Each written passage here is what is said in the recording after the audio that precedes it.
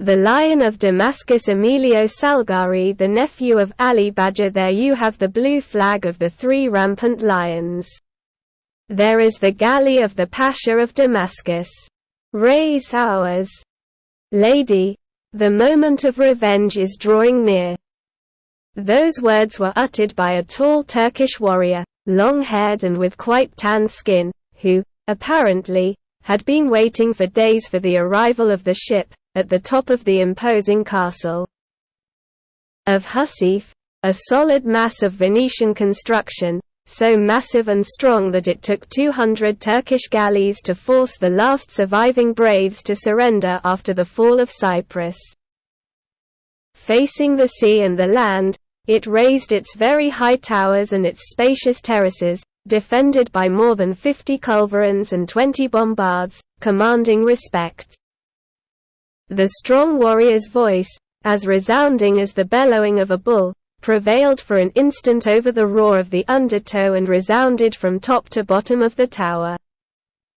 After a moment, a young woman emerged from one of the towers and almost ran onto the terrace. She was very beautiful and about 20 years old. She was tall, slender, with extremely black eyes that stood out under long, beautifully outlined eyebrows, a small mouth with red lips resembling ripe cherries, and extremely long, flowing hair, the color of a raven's wing. In her countenance, although with an almost Greek perfection of features, there was a certain hardness and energy that immediately denoted the Turkish woman, always cruel, deep down, because the sultans of the 15th and 16th centuries had accustomed her to it. In the style of the notable Turkish women of that time, she wore elegant white silk breeches embroidered in gold, wide and slashed so that her legs could be seen, a green silk doublet edged with silver and large pearls of extraordinary value for buttons. Around her waist was a wide sash of red brocade, tied in front of her with a great bow that reached almost to her feet, clad in pumps with upturned toes of crimson leather trimmed with gold. Unlike the other ladies, eager for jewels, which the sultans, at that time continuously victorious, after having raided provinces and kingdoms, distributed left and right, with the generosity typical of great thieves, that girl he did not wear any such ornament, not even on his ears, wrists, or neck. Instead, she hung from her sash a scimitar whose hilt and scabbard were studded with sapphires and emeralds. "What happens to my captain to yell like that?" he asked the Turk, who at the end of the terrace and with his hand over his eyes as a screen seemed to be contemplating something of great interest on the farthest horizon. "Do you know that it is time for coffee? Better is the coffee that arrives by sea, ma'am. The Pasha of Damascus has finally fallen into the trap that her uncle the great Pasha had set for him." The young woman's face manifested a wild joy and her eyes gleamed. "Do you suppose so, Meshab? Am I blind, by any chance? Allah forbid. Look there, the Pasha's galley, moving slowly. On her mainmast the blue flag flies with the three rampant lions of Damascus. Look, Haraja, look." The beautiful Turk, with the agility of a panther, immediately went towards the parapet of the terrace, on which could be seen 6 culverins bearing the seal of Venice, the famous lion of St. Mark, taken, without a doubt, in Nicosia or Famagusta. As the sun was shining brightly, despite being morning, she also shielded her eyes from her with her hand. A tremendous abyss opened at its feet, since the castle entered the sea in that part for no less than 100 meters. But she remained undaunted, listening for a moment to the sound of the undertow, which reached her. Hardly 1,000 paces distant, a galley of about 300 tons, of good lines for great speed, with 2 masts fitted with huge lateen sails and 2 rows of oars, was moving slowly across the placid ocean, heading northwest, like if he went to the Greek archipelago to anchor in the powerful Constantinople. 8 culverins, the captain enumerated, 20 warriors and 20 rowing galley slaves. Good delicacy. What do you think, ma'am? Is the Pasha's fleet still watching the route of the archipelago? Haraja was silent.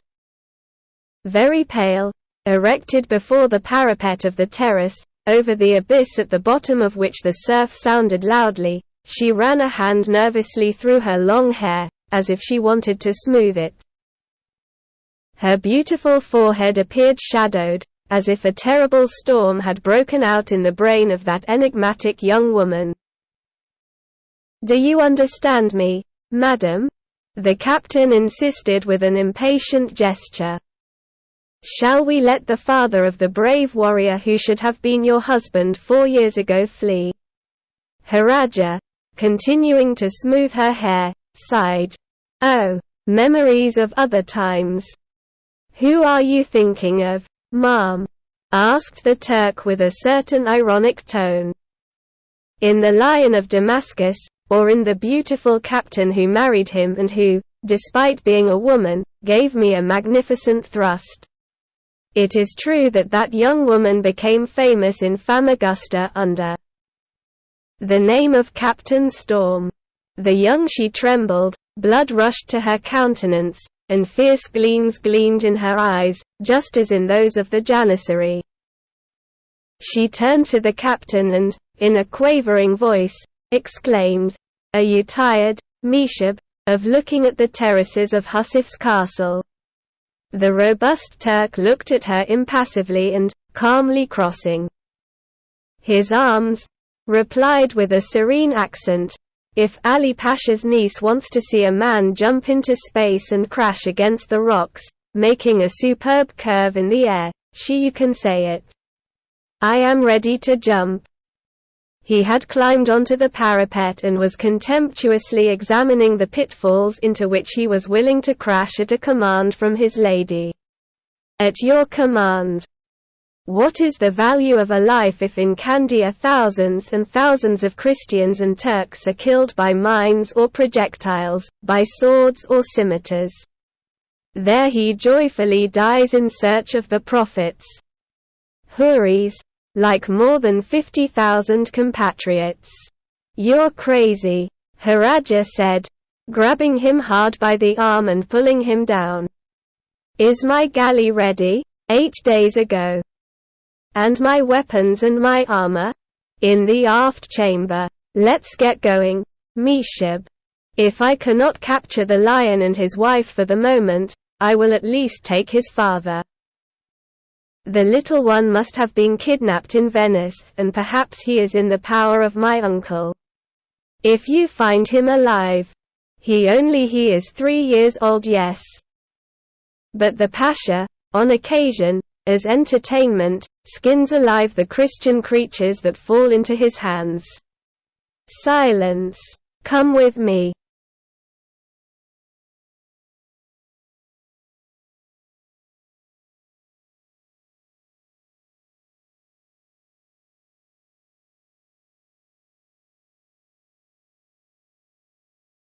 They descended a long stairway, cut out of the living rock, and so narrow that a small host of men would suffice to defend themselves against even a small army. On the upper terraces numerous warriors and women watched the horizon, but there was no one who dared to shout, indicating the ship of the Pasha of Damascus. They felt excessive fear of Haraja. After having descended 160 steps, the captain and the girl found themselves on the shore of a cove, in the middle of which was rocking rhythmically a superb galley of almost 400 tons, red in color and with a great figurehead in shining brass.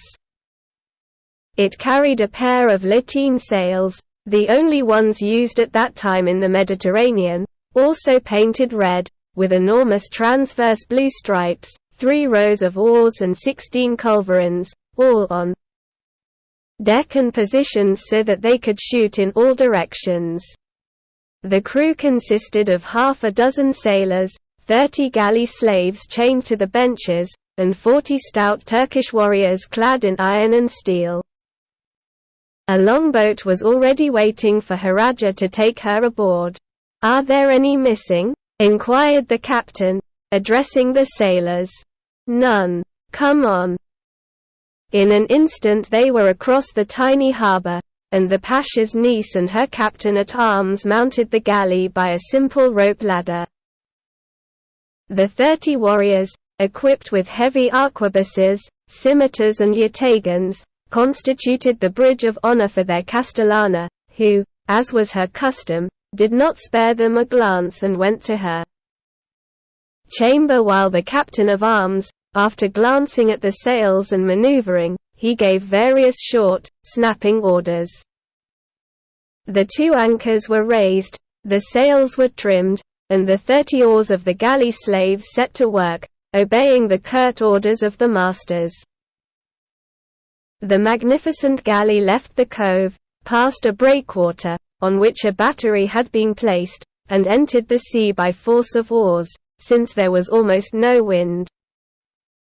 The galliot of the Pasha of Damascus had already passed the castle of Husif and slowly continued his course, using only the oars. A hellish grin rose to the arms captain's lips. "Where are you going, wretches?" he murmured. "It will be hard for you to fall into the hands of the Turk, but that would be the least important thing.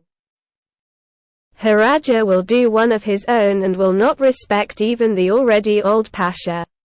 Thus he was talking to himself, sitting astride a culverin of considerable caliber, cast in Constantinople, when he was joined by the young woman, clad entirely in steel and wearing on her head a glittering helm adorned with a plume of ostrich feathers.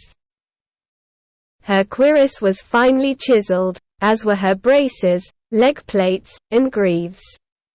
She had traded her elegant scimitar for some kind of curved great sword, a superb and deadly boarding weapon. "Can we shoot now, Meshib?" "Whenever you want, ma'am. We are no more than 3 musket shots away." Commands to surrender. The Pasha will be astonished to observe that his own compatriots shell him. "Can you make out the father of the Lion of Damascus on the bridge?" "I don't see any old man on the galley and I'm beginning to assume that he may be ill." Haraja's beautiful, full lips parted partly with an ironic and cruel smile. The captain, who kept looking at her, shook his head and thought, I wouldn't like to find myself in the shoes of that poor Pasha. If the Lion of Damascus and Captain Storm met on that ship, the lady would think long and hard before jumping on board, and I even more than she. But, so what? Does it require meditating? Harajar muttered. I think excessive time is wasted in my galley. We'll get it back right away, ma'am. Wait a minute. He jumped to the central hatch, and tilting his head, he exclaimed imperiously, "Here. Masters, let the whip work and the oars move. There is a rush." Then, as plaintive cries rose from the bottom of the galley, he returned to the bow, where 6 men served the huge Byzantium-cast culverin. "First a low shot. If he doesn't stop moving, we'll fire aloft. 8 culverins against 16. Bah! We have a lot of advantage." The long cannon, which measured at least 3 meters, vomited its charge with a great roar, which spread through the sea, reverberating from time to time by the small waves that the southerly breeze tried to swell. The galley captain-at-arms responded by raising and lowering the flag of the Pasha of Damascus 3 times as a salute. But instead of stopping the ship's progress, he ordered the oar to be forced. Haraja's eyebrows rose and his eyes sparkled.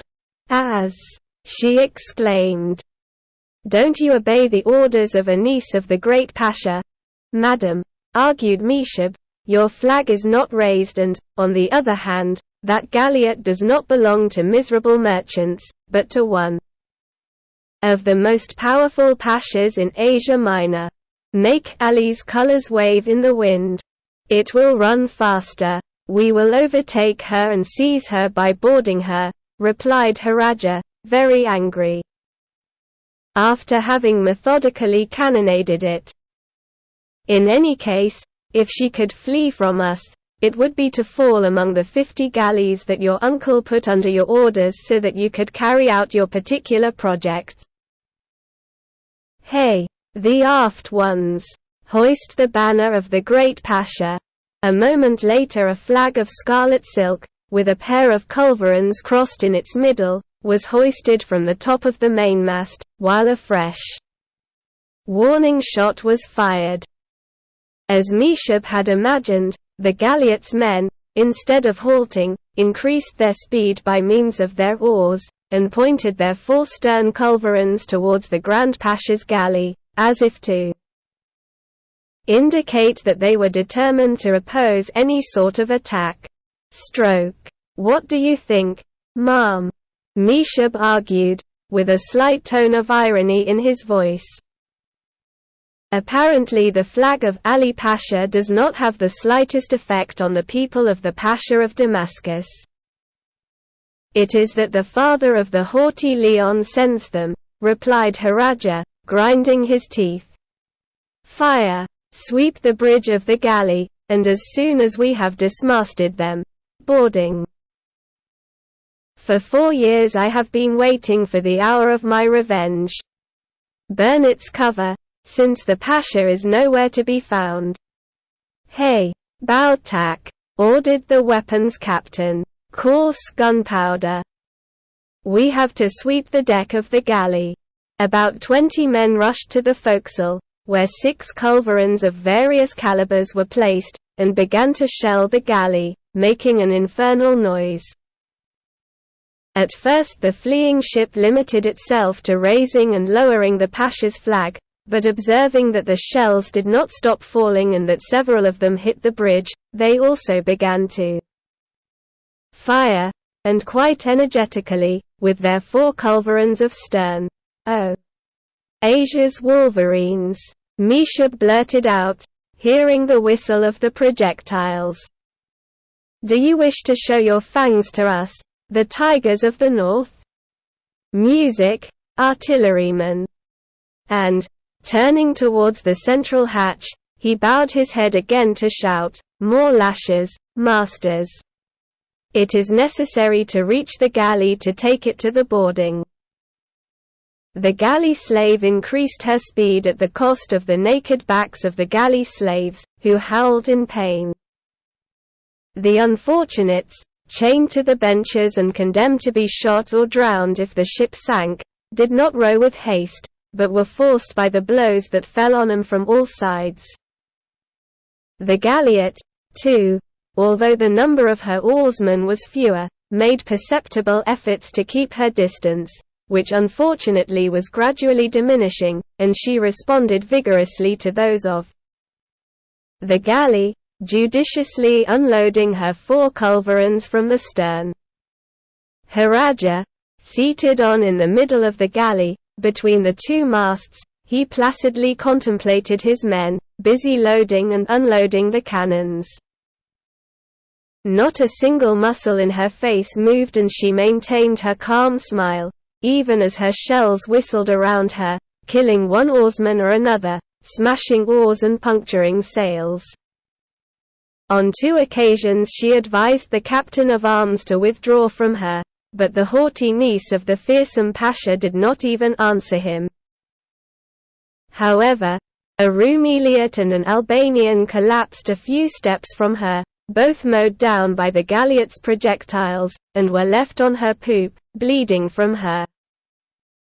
Meshab, who wanted to finish as soon as possible and who did not want anything to happen to his lady, for fear of incurring the anger of the fearsome and ruthless Pasha, encouraged his artillerymen and arquebusiers, since both sailboats were already at a distance where short-range weapons could also be useful. From time to time he ordered the galley to turn around so that the pieces on the sides could be used, firing broadsides to port and starboard. The fight, hard and tenacious, had been going on for more than half an hour, amid an abundance of smoke and noise, but without notable practical results, since the movement that the oars forced the ship to give made aiming difficult. Had the wind blown, things would have changed and damage could have been seen on the two sailboats, since the Turks had magnificent artillerymen at that time who could face those of the Republic of Venice without disadvantage. The galley, which continued to gain ground, was preparing for the final attack, when 50 warships appeared on the horizon, arranged in a line and blocking the way for the galley. "It's already in our power," Meshib exclaimed, ordering the gunners to stop firing. The galliot really could not hope to flee. As soon as his crew had made sure that all those galleys were flying the bloody banner of the great Pasha, he tried 3 or 4 tacks in vain, stopped firing, dropped the oars, and lowered the sails. The flag of the Pasha of Damascus was crowned by another white one of surrender. "Are you satisfied, ma'am?" Meshib inquired, turning towards Haraja, after ordering the committeemen not to let the galley slaves slow down. "But I can't distinguish the Pasha. He will be sick." "Nevertheless, there is your captain-at-arms, isn't he? He's the one who directed the shots. Order to place the harpoon combs on the 2 masts and to have the set of pulleys." Meshib studied her closely. "Do you understand me?" she yelled impatiently. "Harpoon combs for a Pasha. Think about what you are going to do, lady." "Whoa, my uncle has a lot of influence in Constantinople. Besides, you don't know what I'm going to do." He had risen and drew his saber, while his arquebusiers, matchlocks at the ready, awaited his command to discharge. In barely 5 minutes the galley boarded the galley, withdrew her oars so they would not be damaged by the onslaught, and hooked her with her hooks, without firing a shot. "Surrender," Meshib ordered. A tall, lean, wiry, and muscular warrior in armor stood at the rail between the crews of the 2 ships. "To whom should we surrender?" he inquired. "To the niece of the great Pasha." The Damascene turned livid, but recovering at the moment he asked with a firm accent, "Do you know who we are taking on the ship?" "Yeah. To the Pasha of Damascus." "And you have the audacity." "With what law?" "With the right of the strongest," Haraja exclaimed, approaching the railing. "For the moment, you go to my galley, then we will see what we do with the Pasha. And anticipate your men, since at the slightest attempt to resist we will put 'em all to the sword, even the galley slaves. Now move on to my ship. Fast. I'm beginning to enjoy the delights of revenge." The ferocity of the Turks. The captain of arms of the Pasha of Damascus, faced with that brutal injunction, was indignant and raised his arms. With a threatening gesture, with his right hand armed with his scimitar and holding one of those long pistols inlaid with mother-of-pearl in the left hand. How well the Turks of Asia Minor made use of it. "You have not defeated me," he replied angrily. "None of your men have yet jumped onto my galliot to lower my lord's flag." Haraja reached out and indicated the 50 galleys of the Grand Pasha that were stopped less than a mile away. "Walk through that line if you have courage. And why do you block my way if my master is expected in Constantinople? My uncle and I are aware. Do you surrender?" I already told you that none of your men have jumped on my ship yet. Jump. Meshib, Husif's castle captain-at-arms, put his feet together and sprang up, brandishing a boarding saber. The other bravely cut him off, like a good Turk from Asia Minor. Immediately the combat was locked, disputed and brave. The Damascene could have killed the attacker with one shot, but loyally and nobly he threw his weapon to the ground, his left hand wielding a stout yataghan 3 fingers wide. Meshib, attacking energetically, had to reaffirm himself on the rail, realizing that he had a terrible enemy before him. The 2 crews remained immobile, their arquebuses at the ready and their fuses smoking, ready to fire at the first signal and to launch against each other at the moment commanded. Haraja, with one arm resting on a culverin, impassively watched the duel, trusting in the skill and mastery of his arms captain. Both contestants, covered in iron and steel mesh of Milanese manufacture, which was the best and the only one of that at that time the Christians and the infidels of Europe and Africa provided for each other, attacked each other with true ferocity, exchanging tremendous blows with each other that provoked exclamations of admiration among the spectators of the 2 ships. Their breastplates looked like they were going to come undone, but they did not give way. Both men, at each terrifying blow they received or dealt, let out roars that made Haraja smile with pleasure. For 4 or 5 minutes the 2 captains tried to open their helmets, since they could not penetrate the armor. At that moment the Pasha of Damascus took a wrong step and fell backwards with a great clang of iron, instinctively dropping his scimitar and yataghan. Meshib took advantage of that circumstance to put the weapon to his neck. "I kill him?" he inquired, turning to Haraja. Ali's niece hesitated for a moment and said, "No. I have to talk to the loser." "Sit up," Meshib told his opponent. He stood up with agility, picked up his scimitar again, broke it, threw it into the sea and answered the young woman, "If I was defeated, it was by accident and not by the effort of my enemy. I have long known of the sinister fame enjoyed by the Grand Admiral's niece. But here you have me." And he jumped into the galley and stood 2 steps from Haraja, folding his arms disdainfully. "What do you want from me? Life? Take it. I only intend to find out where your lord is." And with a quick glance he made sure that the torment combs were fixed to the 2 masts of the ship, facing the sharp spikes of their corresponding harpoons. "He is sick in his cabin. What's wrong with him? He has bad feet. Too many chickens are eaten in Damascus. Certainly they are the best. You haven't seen him eat. His illness could be due to the excessive amount of sand that the wind blows over the city and the excessive humidity at night. I'm not interested. I want to know something else. Ask. Now to you. Then to your lord. Wait. Where are you going? We are going to Constantinople, requested by a letter from the Sultan. Written by the vizier, at least I think so. Not that some despicable plot has been hatched to ruin my lord. Isn't it true that it's possible? Go ask Constantinople. Let me go. Not now. Perhaps later, once you have spoken. What do you want to find out? Where is Muley el-Kadil, son of the Pasha, and his wife, that famous Captain Storm? And you ask me?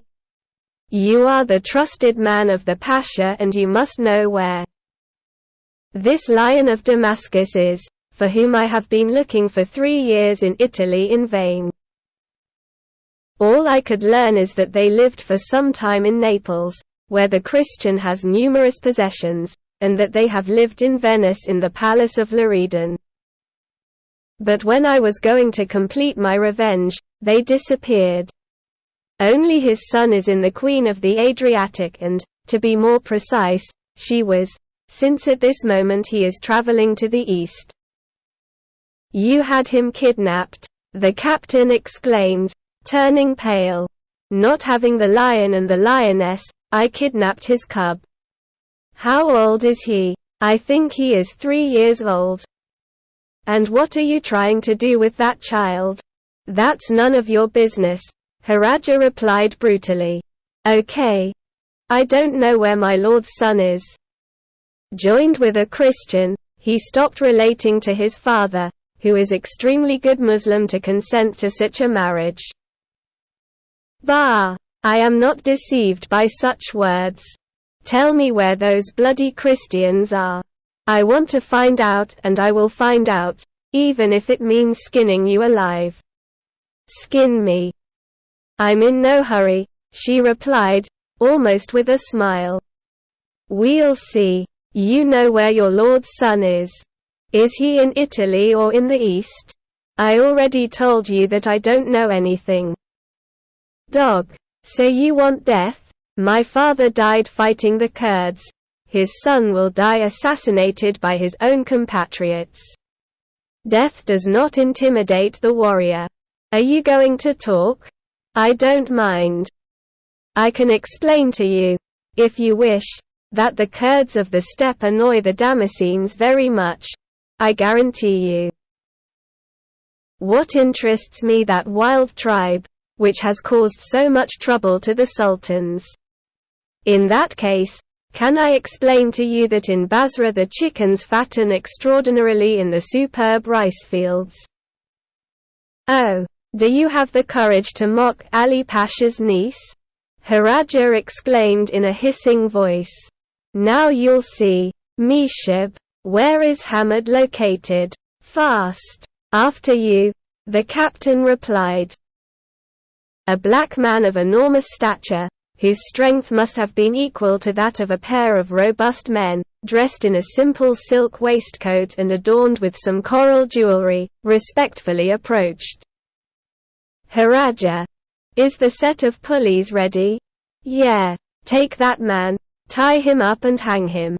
He had not finished speaking when Hamad, throwing himself on the captain, knocked him to the ground. The fight was violent but very short. The extraordinary strength of the giant prevailed and, immediately, after removing the armor that Mishab could not penetrate, he left him naked. Then he held him by the arms, by the legs and under the armpits to some rings hanging from a pulley located between the 2 trees of the sailboat. He was lifted to a height of about 4 meters. In front and behind it had the steely teeth of the so-called comb 3 feet long, with very sharp pointed points, about 5 to 6 inches. The captain let himself be hoisted without a cry. "Are you going to talk now?"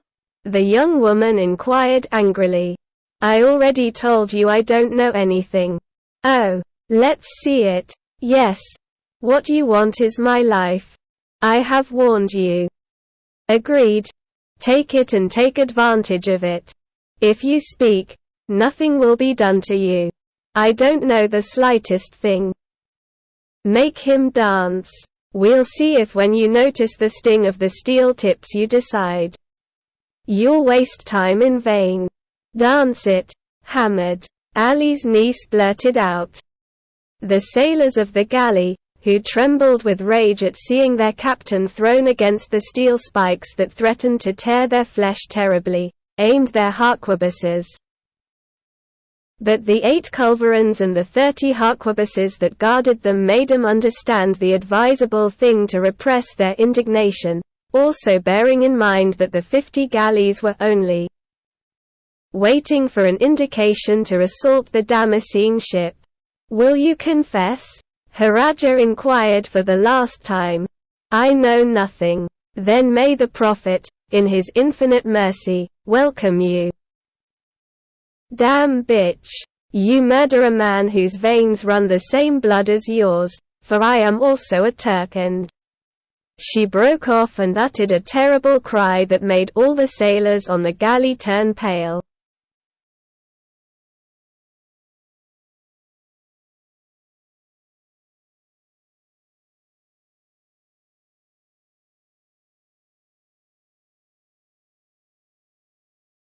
Hammered, with a further yank on the rope, brought him crashing against the harpoons, and one of them plunged right into his spine.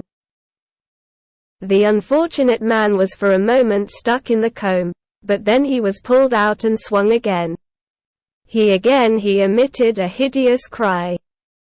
2 harpoons had plunged with great force into his belly, the sharp, bloody points sticking out nearly a span of his back. A roar of fury went up from among the men on the galley. But there was no one who dared to try again to rise up. They considered themselves lost rather than defeated. But for the 50 galleys, which were very near, that group of brave men, for all the Turks of Asia Minor are exceedingly brave, would not have hesitated for a moment to start a desperate fight. Once again the captain had been unnailed, and from his terrible wounds blood and intestines were leaking out.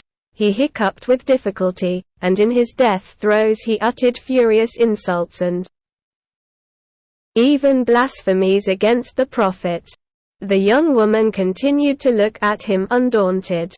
On the decks of both ships a deathly silence reigned. Ali's niece broke it to order, while she sat on a culverin. "Meshib, that man annoys me with his screams. Kill him with an arquebus. Don't order me to commit mischief, ma'am. Let him die in peace. At this moment you are crueler than me." His agony could last more than an hour, with no hope of returning to Damascus alive. And furthermore, the Houris of the Prophet eagerly and smilingly await the brave warriors of Islam. Perhaps you are right, but this job can be done by Hamad. I fight, but I don't kill. You heard him, Hamad, Haraja notified the black man. Yes, ma'am. The executioner of the galley took an arquebus, blew the fuse, fired, and the bullet, penetrating the brain of the tortured man, killed him instantly. Hey, he is already in the arms of the Houris. What a reward our warriors receive. On the contrary, we unfortunate women. But will she find herself in the arms of the Houris? She argued, with an accent of mockery, Meshib. He did not die fighting against the Christians. Woe! The Prophet has a wide sleeve. Absolute silence prevailed on both ships, calm among the crew of the galley, pregnant with threats that dared not reveal themselves to the galliot's sailors, who still had their weapons. After a while, Haraja asked Meshib, "But what happens? Has the death of the Damascene captain made such an impression on you? It is true that he was your comrade in arms. What are you trying to imply?" Meshib inquired rather acrimoniously, somewhat annoyed. "Seize the weapons of those men and their ship. The 50 galleys are only waiting for my signal, a blue ensign with a yellow band hoisted above my uncle's, to sweep and destroy that galley with his 1,000 culverins." These words were pronounced in a loud voice so that the Damascenes could hear them clearly. And Meshib ordered, "Put down your weapons. This is what the Grand Admiral's niece wishes." After a brief hesitation, the galliot's crew extinguished their matchlocks and dropped their heavy arquebuses on deck, though the scimitars and yataghans were thrown into the sea. "That's it," Meshib announced to his mistress. "Now bring the Pasha to me. What do you intend to do with him? I know, and that's enough."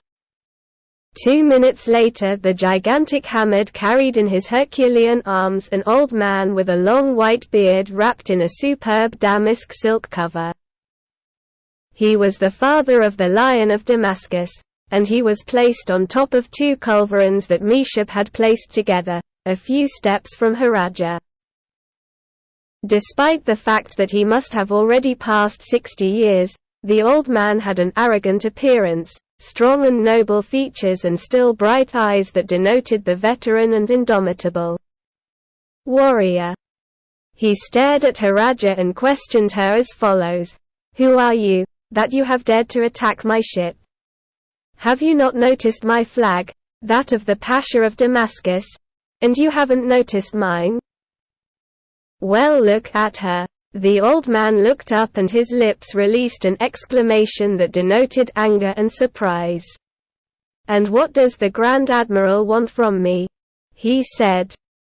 "It would be better if he occupied his time and his galleys in front of Candia. Is not the I am the one who wants something from you. And who are you?" "Ali Pasha's niece. The governor of the castle of Husif." "That same one. I already knew," exclaimed the old man, clenching his fists, "that one day I would find you in my path, wicked one. 3 times your attempts to make me leave Damascus and capture me on the road have failed, and on the 4th you succeeded. What do you want from me? Remember my relationship with Muhammad II and explain yourself. Muhammad II is already dead and he will not leave the Houris to come to your aid. I say, I'm a prince. They made so many sultans disappear. They murder their brothers when they are about to occupy the throne, and even their children if they become suspicious. And with that, what does Husif's Castilian intend to imply? That I will behave with you as I would with any other prisoner of war. With me? Yes. With you. With the Lord of Damascus. In the first place, I want to know why you have fired at my ship and the reason you have boarded it. I did even more. Turn around and see what's hanging on the ratchet." The Pasha turned and gave a startled cry. "Miserable," he blurted out, while his eyes fired. "For little thing you were scared. Scoundrel. He was to blame. If he had spoken, he would be alive. You have murdered a brave man. I'll tell you again that he was to blame.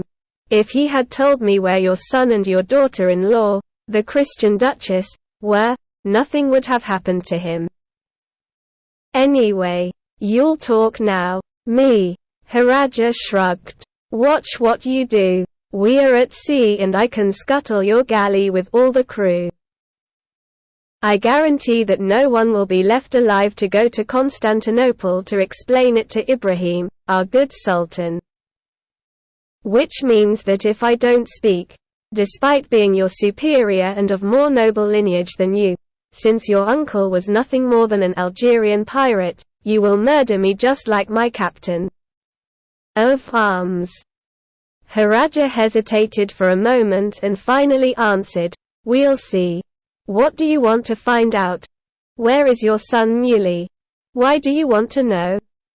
A flash of anger flashed in the black eyes of Husif's chatelaine. "Aren't you aware that we were lovers, that my fiancé was the proud and brave Lion of Damascus?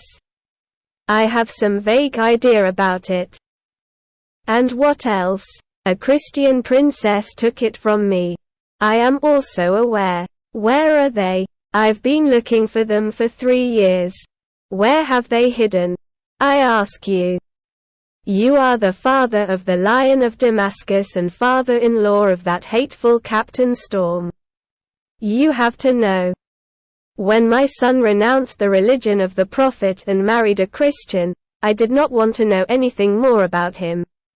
I no longer heard anything more from the Lion of Damascus." "You lie," Haraja cried, sitting up, livid. "You lie. But anyway, you're right. He is your son and you have to defend him. However, not her. She is a Christian who fought against the Sons of Islam, and she killed such a number of them that you must, even though she is a woman, hand her over to me. Tell me, where is that woman?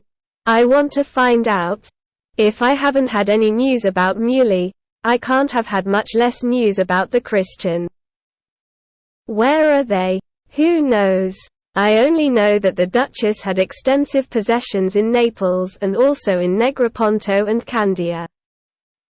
It is possible that she will tour Italy, or perhaps another part of Europe, if she does not consider herself safe in Italy.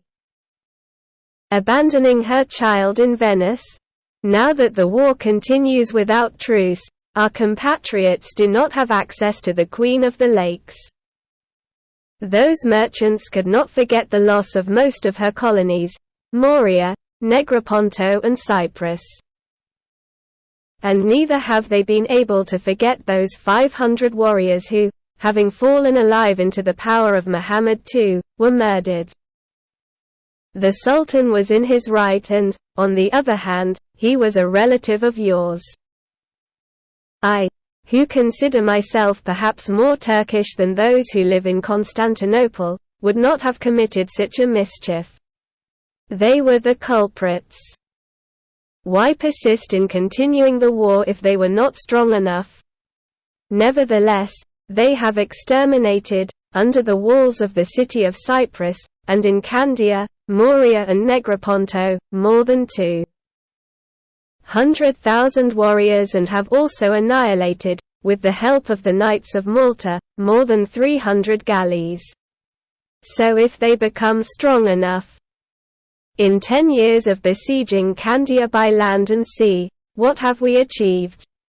What has your great-uncle done with his 500 galleys?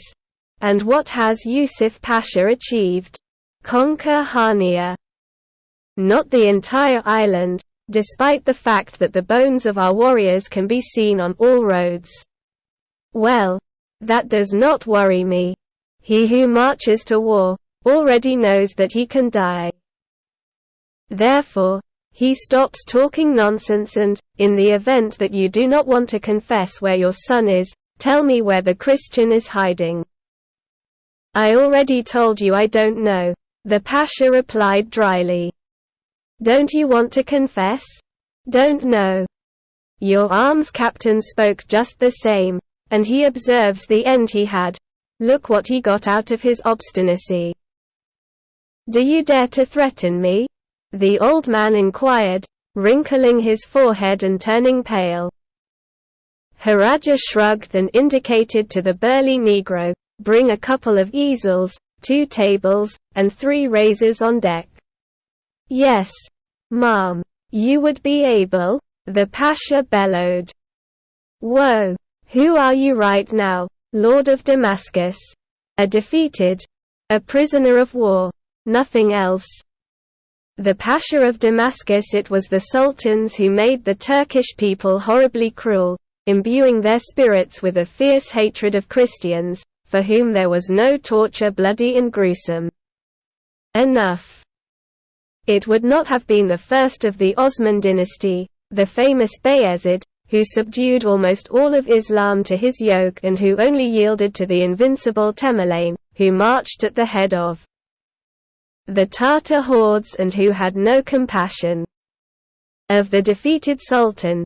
Neither would his successor, Muhammad I, the most famous and magnanimous of sovereigns, who was capable of forgiving the rebels and left his brother alive when he revolted. With the help of the Prince of Wallachia, and who died in Adrianople in 1421, mourned by his subjects and even praised by his enemies, it was to be Muhammad II, the greatest of sultans, who instilled in the hearts of his people a ruthless hatred of Christians and who devised horrifying torments even for his vizier. During the reign of that lucky conqueror, who was the one who placed the half-moon on the dome of Hagia Sophia in Constantinople, ending the kingdom of Byzantium forever, cruelty acquired terrible proportions. Cruel and inexorable, not content with having turned the Black Sea into a Turkish lake, seizing the Crimea and Trabzon, and driving his victorious armies to the vicinity of the Alps, he instructed his janissaries in the treatment of prisoners of war, making put 500 Venetians to the sword, ordering the beheading of 800 defeated Epirotes and dismembering their vizier and several princes. He instituted in his seraglio the torture of the leather sack, inside which, by pure whim, they introduced one of his wives with a live cat, and once the sack was well closed and with an immense ball as weight, it was thrown at night to the Bosphorus. A frightful bloodthirsty madness seemed to have taken possession of the Turkish people, a madness that the other sultans took great care not to cure or even lessen, in order to surround their throne.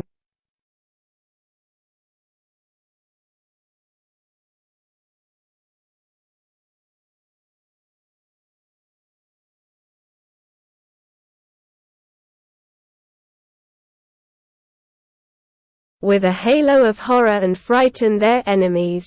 And the third of the Muhammads showed himself in this extreme aspect. His fame is to be attributed as much to his cruelty as to his conquests. When he ascended the throne, he had 19 brothers, and for fear that any of them might later provoke impediments or uprisings, he ordered them all to be dismembered by the eunuchs of the seraglio. He, yearning for glory, dared to confront Austria, at that time the greatest power in Europe, and in a tremendous and obstinate battle he defeated Archduke Maximilian, exterminating 50,000 men. The prisoners were granted no quarter. The Turk supposed that the Christian was not worthy to live in this world.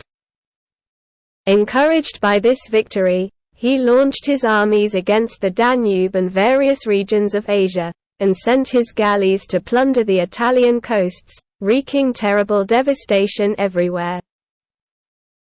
As if the murder of his 19 brothers were not enough, he had his eldest son, Muhammad, a prince with an ardent and hardy spirit, dismembered, who on one occasion asked his father to be sent to war instead of having him locked up in the seraglio with the 500 beauties that made up the harem. Muhammad III had suspicions. He supposed that he wanted to go to war to exercise, form a party and then dethrone him. He ordered him killed without commending the Prophet. Ottoman cruelty grew more and more. The eunuchs' silk cords were no longer enough, nor were the easels, nor the leather sacks or the harpoons and mass executions, nor the splitting in two halves of the still living body of prisoners, nor cutting off a man's nose, ears and other bodily organs. The sadistic sultan invented flaying, carried out with very sharp razors, a torture that soon became very popular and that, as we already saw, Haraja was about to use on the Pasha of Damascus. Therefore, not only the sultans were cruel and bloodthirsty, the sultanas competed with them, having their rivals dismembered or thrown alive into the Bosporus, put in a sack with a cat or a snake, bloodied on the coasts of Italy and made favorites. Afterwards they showed themselves no less inhuman. Among them, La Baffa stood out, a notable Venetian kidnapped by corsairs, sold into slavery in Constantinople and who became one of the most influential and cruel sultanas in the history of the Osmanlis. And it is worth noting that she was also merciless with the Christians, as if Muhammad had upset her judgment, transforming her into the most fanatical Muslim. It is not, therefore, strange that Haraja, the niece of a famous Algerian corsair who had always made it a rule to slit the throats of her prisoners, considered it a very reasonable thing to apply. Horrendous torments. The Pasha imagined at first that it was more a system to frighten him than true determination. But when he saw Hamid arrive with her 4 assistants and all the torture materials, she exploded with rage. "You are too daring," she exclaimed. "A lot. But I'm determined. I do not require you to tell me where your son is, but his wife." The Pasha laughed. But do you imagine that Christians in their countries live apart from their wives? You must know that they cannot marry but one, and notifying you where the Neapolitan Duchess, my son's wife, is located, I would inform you at the same time about the residence of Muley El Kadal. Besides, I don't know anything, and the pirate's niece Ali can murder me, just as she has murdered my captain at arms. Be careful, come down. Once you have taken my life, everything will be over for me and you will not have learned anything from it. I warn you that the Turks of Asia Minor are very obstinate. Do you wish to return to Damascus? And what should I do? I have already made sure that I have nothing to notify Sultan Ibrahim. What should you do? Talk, exclaimed Haraja, who resembled a tigress. I can talk to you about the Syrian bandits who explain to your favorites. They are already aware of the matter, and it would be annoying to insist on the narration. So you won't tell me where Captain Storm is? Do you intend to have her murdered? You wouldn't stop finding brave men from Tripoli, Algiers or Morocco ready to sell you his dagger. You're wrong. I am skilled enough in swordsmanship to take on the Italian Duchess. Indeed. I have been assured that your weapons captain, who is reputed to be one of the best swordsmen in the empire, instructed you in the handling of weapons. Who told you? I heard him explain in Damascus. Oh. Is there talk of me in Damascus? Cyprus is very close, and on occasion there is talk of Husif's castle and its castle. Now it is okay, the young woman exclaimed vehemently, sitting up, while the executioner of the galley had the torture table prepared and checked her knives. What do you want? The Pasha inquired. I've been insisting for half an hour that you tell me where the Duchess is. And half an hour ago I told you that I don't know. Oh. You do not know? No, by Allah. Now we will see. At a signal from him, Hamad rushed over to the Pasha, took off his covering, his breeches and shirt, which were the only clothes he was wearing, and laid him down on the table with the help of his henchmen. Then he bound her arms and legs, with her back up. You can boast of having an executioner who doesn't even treat the Pasha with consideration. May the Prophet keep you from falling into my hands one day. If you had sent me another one. But in Cyprus we don't have a better one. Me. You are very ironic. Shall I begin, ma'am? Asked Hamad, who had been sharpening the razors for some time, rubbing them against each other. A fierce bellow drowned out his voice. The crew of the galley, although already without weapons, protested against the cruel torture that was being applied to their lord. Haraja looked contemptuously at the crew and ordered Meshab, let them load 4 culverins with shrapnel, and if those fools take a step, sweep the bridge. Okay, replied the captain, who was speaking more dryly every moment. Hamad began his job, lifting the skin from the victim's shoulder with the razor. Blood began to surge, spreading rapidly. The Pasha had not raised an exclamation. Haraja clenched his fists furiously. Meshab's brow was beginning to frown. Will you confess? I know nothing. The old man replied, gritting his teeth. The executioner had already raised a piece of skin and impassively he asked him with his gaze at the cruel girl. Go on. The executioner took the second knife and continued skinning the father of the Lion of Damascus, trying not to damage the muscles. For a moment the old man stood still, looking impassive, but at last the excruciating pain in him made him cry out. That's it, dog. May the Prophet curse you and your mistress. Well, "He's only raised a few feet of skin," Haraja replied wryly. "I notice that the Damascus roosters don't last long. Do you want the courageous Hamad to continue or do you decide to talk?" The Pasha continued silent. Blood ran profusely down his back.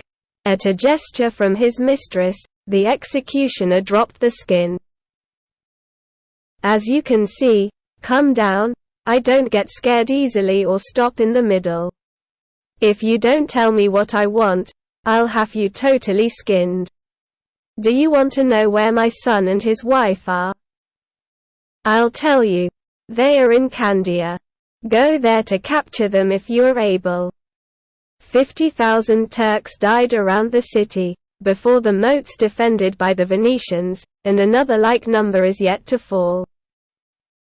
If a few weeks ago they were able to finally conquer Canea, they won't take Candia so easily. "We have been preparing mines for 10 years and your uncle has been shelling the square day and night without having managed to raise the banner of the empire from those ruins. Do you want to go looking for him? So dare. Go and see." "In Canada?" Harajar inquired. "And what have they gone to do in that city?" "I am aware that the Duchess allowed herself to be surprised in Famagusta by the Frenchman who was her boyfriend. But in Candia, I already told you that he has possessions on the island. Are you lying to me? Come down. Isn't it a trick to avoid Hamad's knives? No. Since I am convinced that you, with all your boasting, and with the captain of arms and with the famous admiral and former pirate, will never enter Candia. Do you swear by the Quran? What are there?" "I swear." "That is enough. I consider you a good Mohammedan."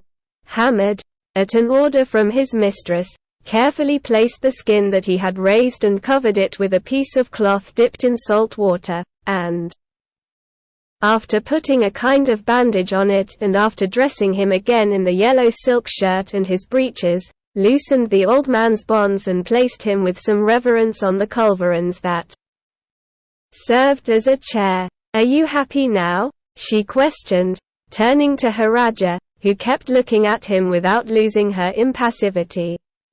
"And you plan to go looking for him?" "Of course."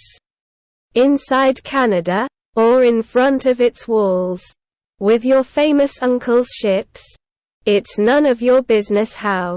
Nevertheless, I'm interested in knowing. Will I be present at the fight? You will rest in the basement of my castle.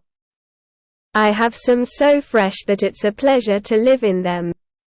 And you suppose that there will be no one to avenge the injury done to the governor of Damascus? And who is going to avenge her? The Sultan. The Sultan has graver concerns. He is exceedingly despondent for having ordered his very cruel sultana to be killed." "Which? Roxolana, the great sultana who made the whole seraglio tremble with fear. Also a Venetian noblewoman, surpassing in beauty, what long, silky, blonde hair, and what black, expressive eyes. And cruelty, the celebrated, Baffa, and any other Muslim favorite. She has died. You say she? It was time for that Christian, transformed into a sultana, to leave, I don't know if to her own paradise or to ours. She spent the day contemplating the Bosporus, and when night fell she amused herself by having her Turkish rivals butchered. Finally he dared to mess with the foolish sultan's daughter, and that was her downfall. Who explained that to you? The old man inquired curiously, totally forgetting his pain. I tell you again that I know. And I guarantee that it was about time, since the beautiful Venetian blonde had turned terrible. He had the audacity, after trying to kill Ibrahim's eldest son with some poisoned fruit, to insult her sister. What audacity! In sin he has carried penance. Explain? He explains. And your skin of hers?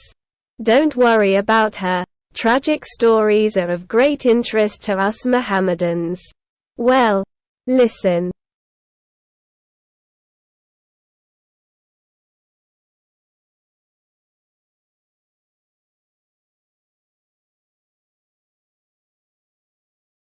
When the Sultan found out about her, enraged by the insult directed at her daughter and her sister, he called her and said, "Don't you remember, Christian, the difference between you and my sister?" "What a difference?"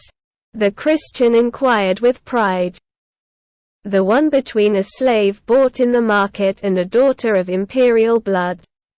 The Venetian, annoyed, challenging her husband in front of the most important dignitaries of the empire, responded by insulting him in a horrible way. And her beauty did not save her from death. The mace, at a signal from the Sultan, fell on her golden hair and crushed her skull.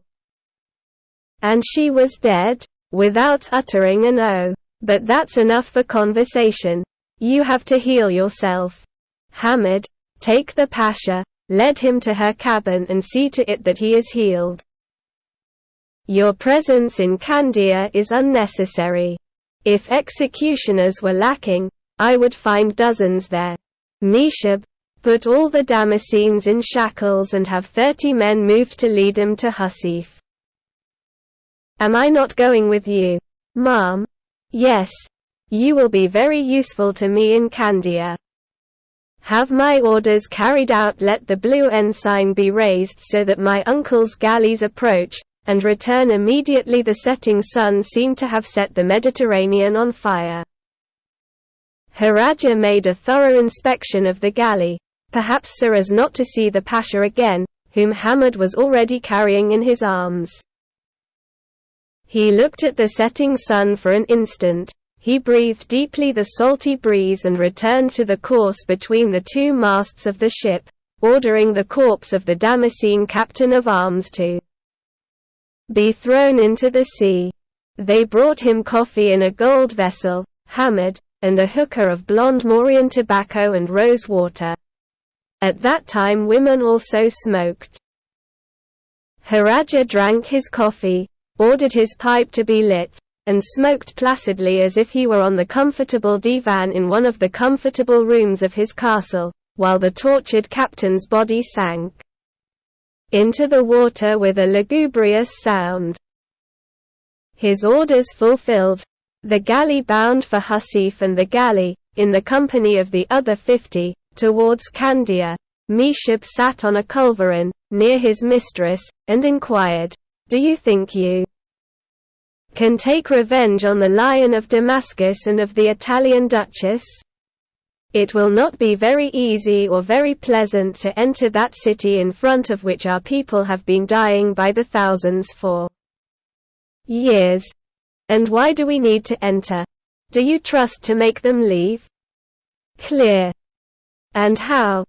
Don't you remember that I kidnapped the son of the Lion of Damascus? Upon reaching Candia we will find him in the hands of the Pasha. I'm beginning to understand. You'll see how everything is achieved. He orders dinner to be prepared. She is ready. That they serve it on the bridge. I want to enjoy this sunset. It looks like blood. The one that runs in Candia perhaps. He dropped the mouthpiece of the hookah, stretched out his arms, and sprang to the ground like a bird on culverins. The table was already set. The galley, escorted by the other 50 and propelled by the gentle Sirocco breeze, advanced majestically in the direction of Candia. The roar of the Lion of San Marco Venice, which had so many possessions in the Levant, after making the Muslim power tremble with its squadron, always holding itself in the gap for the defense of Christianity, began to weaken and consume its resources in bloody and egregious wars. Endless. The roars of the Lion of Saint Mark no longer intimidated the Mohammedan invaders, who longed for the conquest of Europe and the annihilation of the Christian nations. The year 1600 was very especially tragic for the brave Venetians, who defended with fierce obstinacy not only the domains, but also the cross, helped only by the Knights of Malta, always on the warpath on their galleys against the hated Muslim and forgotten by the other European nations, despite the fact that they all had to fear from the sectarians of the Crescent. Muhammad II, a gigantic figure in history, well known to need to remember his work, by taking Constantinople and raising the crescent flag in this city, was the first to prepare the decline of Venice. With the Empire of Trebizonda annihilated, the power of the Komnenos defeated and the Turks masters of the Crimea, the Sultan turned his avid gaze towards the Venetian colonies and conquered Morea and Negroponto, putting his defenders to the sword. Emboldened by his victories and supposing Venice incapable of confronting him, on the pretext that the rule of Constantinople implied the right of sovereignty over the remaining Byzantine possessions, he imperiously demanded the possessions of the Apulia, and in 1480 he sacked Otranto, committing incredible cruelties. Another Muhammad similar to IV, takes the inheritance of III, declaring war on Venice and all Christians, and although his empire was no longer as flourishing and powerful as before, he sent his squadrons to the Mediterranean and then to the Adriatic, pretending to conquer Dalmatia where the Venetians possessed rich and prosperous domains. The Lion of San Marco, though exhausted as a result of the previous wars, launched its mighty roar, and the Venetian galleys, under the command of Admiral Mocenigo, in 1656, not only drove the enemy out of the Adriatic, but, encouraged by their good fortune, they boldly forced the passage of the Dardanelles, seized Tenedo, Samothrace and Limuro and reached Constantinople, threatening to blockade it. Muhammad's efforts, while he has more ships built, are limited to land conquests.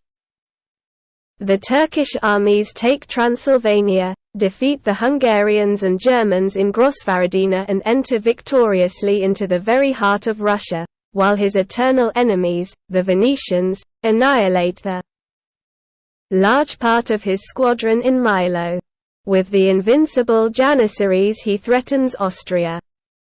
But an Italian general, the Count of Montecuculi, general of the Austrian troops, defeated the Turks in the vicinity of St. Gothard, in Hungary. Muhammad, after signing the Peace of Vasvar, returned to deal with the Venetians again, and after rebuilding his fleet and properly disposing of his army, he sent against Cyprus 100,000 men and 300 galleys, led by Ali Pasha. The Venetians resist firmly in Nicosia, but especially in Famagusta, where they fight for 11 months with a courage that produces admiration among Christian countries. Despite the attempts of Sebastian Venero, the old and great Venetian admiral, to supply warriors, gunpowder, weapons and provisions to the unfortunate city, already turned into a cemetery, he surrenders to Mustafa on the condition that honorable lives and honors be respected. Riches. But the Turkish generalissimo, enraged because of the 30,000 men he lost in the siege, does not keep his word and has the vanquished slaughtered, mercilessly torturing his most notable leaders. Emboldened by this victory, Turkey turns its attention to Candia, the last Venetian possession. At that time, Ibrahim was Sultan of the Ottoman Empire, one of the most profligate who occupied the throne of the caliphs, and so eager for beautiful slaves to inhabit his seraglio that they came to cost him 2,000 piastres each, an immense sum that truly frightened many. All Muslim chroniclers. The conquest of Candia was motivated by a woman, since that foolish sultan never initially had the idea of fighting against the Venetians, who caused Muhammad so much work. A courtier bought a beautiful slave and gave her as a gift. She was about to become a mother, and at the same time that hers was born another creature of a favorite of the sultan. It was Prince Muhammad, whose lactation the slave took care of. It is not known why, the sultan took more affection for the son of the maidservant and of a Georgian prince, apparently who legitimated hers. Such an unfair preference and the favor enjoyed by Muhammad's beautiful nurse and the palace official who gave her to Ibrahim, would not take long to cause serious disorders. Indeed, one day when he was walking through the palace gardens with his nurse and her son, her favorite appeared enraged, with the little Prince Muhammad in her arms, and placed him in the hands of her father, exclaiming, "This is your son, the one who has the right to your affection and your caresses and not the son of that bitch." Ibrahim grabbed the creature by one foot and, approaching a cistern, threw him head first. Thanks to the speed with which the eunuchs and guardians acted, they were able to get him out alive, but after that scene the servant realized that one day she would be thrown into the Bosphorus and requested the permission of the Sultan to go on a pilgrimage to Mecca, in company of the high dignitary who gave it away and who did not consider himself safe either. Although unwillingly, since she had taken a strange affection for the slave's son, Ibrahim gave her consent, ordering her immediate return and giving them 2 escort ships. The Knights of Malta, inexorable enemies of the Ottoman Empire, surprised them and captured them on the high seas. Assuming at first that he was the son of the Sultan and heir to the throne, they treated the son and also the mother with extraordinary deference, but when they realized his mistake, they had the creature educated in Christian beliefs, assigning him to the ecclesiastical state. Over time, he was to be what history calls the Ottoman father and who for some time was considered the son of Ibrahim. When he learned that his slave and that child whom he was so fond of had been arrested and taken to Candia, he was first enraged and then decided to severely punish the Venetians for having welcomed the Maltese. A mighty squadron, composed of 400 sails and 100,000 warriors, left Constantinople on April 30, 1645, and after a successful voyage anchored off Canea, which was one of the most important cities on the island. Surprised, the Venetians immediately prepared themselves for the defense, and that terrible conflict began that was to last for a quarter of a century and cost thousands of lives to Venetians, Candios and, especially, to the Turks. The defenders of Canea, few in number, had to give in to the powerful push of the Ottoman troops, and its cathedral and its couple of churches were converted into mosques. At the end of June, Venice sent its first aid, which arrived too late.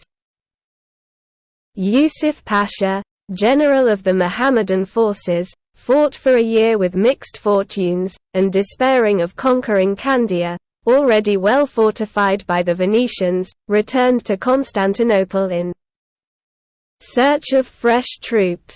The Sultan, enraged, ordered him to return to fight with his remaining troops, and as the supreme commander refused, he ordered him to be dismembered.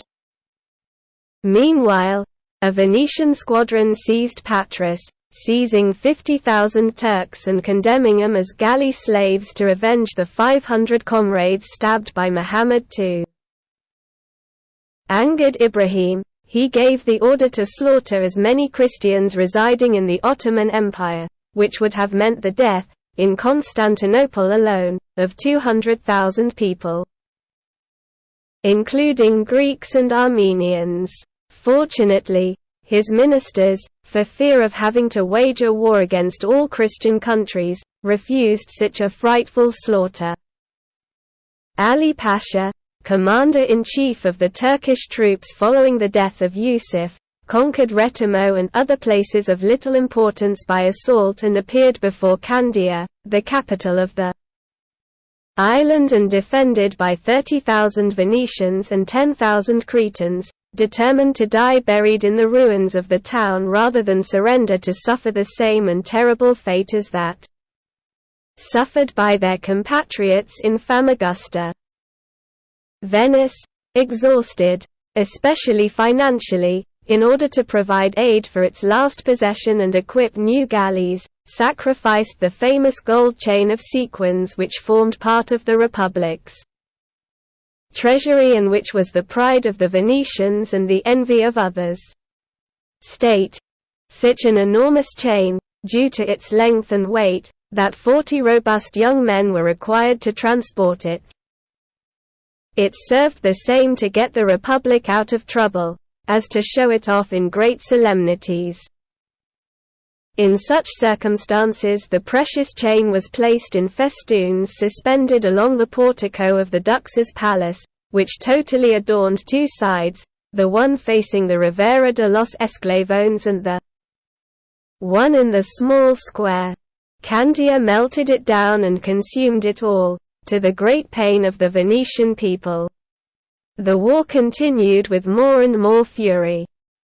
The Turks, having completed the preparatory work, dug the first trenches at the beginning of 1648, while their ships fought with varying fortunes, along the coast of the island in order to keep the Venetian squadron on constant alert, which he was under the command of Sebastian Venero, already 72 years old, and responding to the incessant attacks by the Knights of Malta. A revolt of Janissaries caused the Turkish Generalissimo to suspend the siege. But a few months later it resumed with greater tenacity and violence, thanks to the erection of new forts. Meanwhile, the apathetic Sultan Ibrahim was assassinated by a palace conspiracy and Muhammad IV, still a child, took the throne. At first it was assumed that he was going to end the war.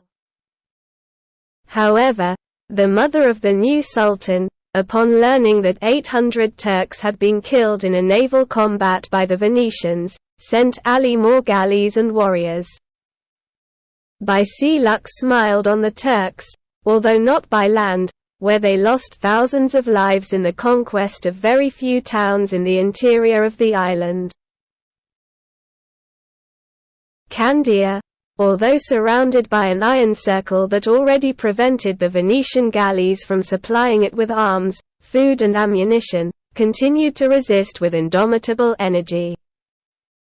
The inhabitants had nearly all died of starvation, and only a few thousand defenders remained, exhausted by incessant fighting, weakened by disease and lack of food.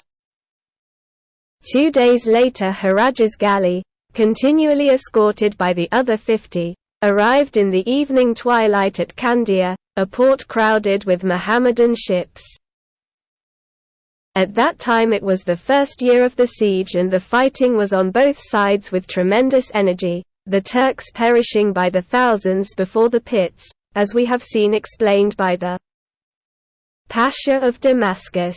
By the time Haraja reached the port, a very dense cloud of smoke completely covered Candia, making her invisible. The Turkish and Venetian culverins rumbled, and the Ottoman mines exploded to open, after 12 months of siege, the first trench, in front of which 20,000 Turks had already been killed. Meshab, extremely practical and knowledgeable about that port, he made his ladies' galley advance through those that were shelling the city to help the Janissaries, until he boarded the admirals. Once at that point he said to Haraja, with a slight irony, "You are at home." The Pasha, already aware of the arrival of his niece, had ordered dinner to be delayed and went out immediately to meet the fierce Castilian. She and her captain climbed with the agility of topmen up the rope ladder. Ali Pasha was 50 years old, small, Though stocky and robust, with tanned skin and a scraggly beard, he was of Algerian origin and an expert shipmaker, on a par with the valiant warlord. Seeing Haraja come up, he courteously offered his hand and said, "I have the son of the lion. Didn't you skin him?"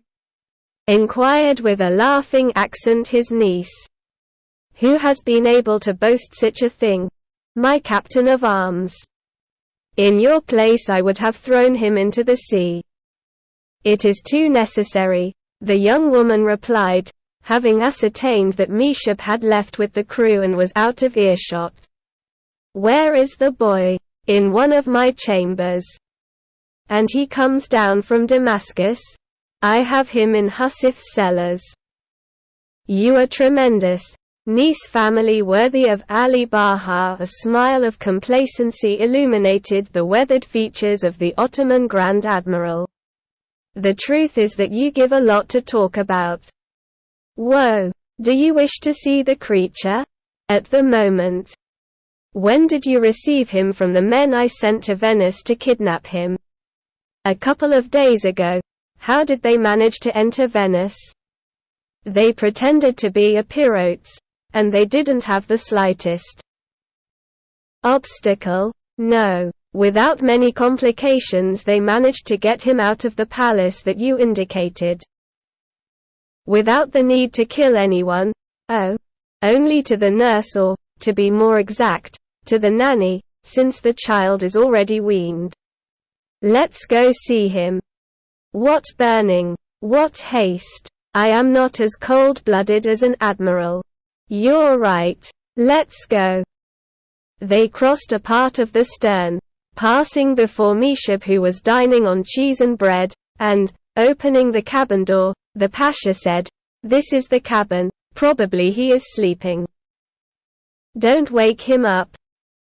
It was a small room, lit by a lamp covered with opaque glass from Venice to make the light more dim, and on top of a small bunk Haraja made out the son of his hated enemy covered with a light yellow silk bedspread. The young woman approached instantly, with such vehement movement, that for a moment the Pasha feared some act of violence on the part of his niece.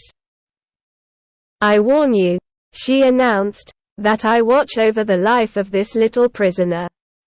Haraja uncovered the creature's head, barely 3 years old, with handsome features framed by dark, silky locks. His well-developed body was dressed in a white silk shirt, adorned with superb lace. "Very beautiful and developed is the kid, huh?" remarked the Pasha, as the son of a Mohammedan hero and a Christian heroine. "Too bad he didn't marry you." "Shut up, man," the girl replied, gazing hatefully at the child. "You can't say that he isn't beautiful. The Mohammedan blood united with the Christian usually produces robust fruits. We, and they too, are a race of warriors and—"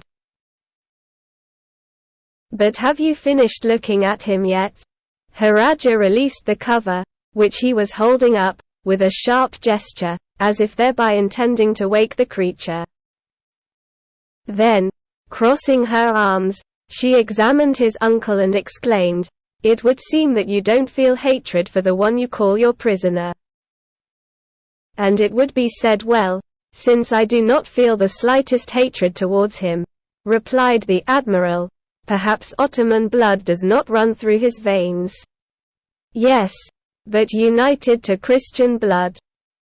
"It's true.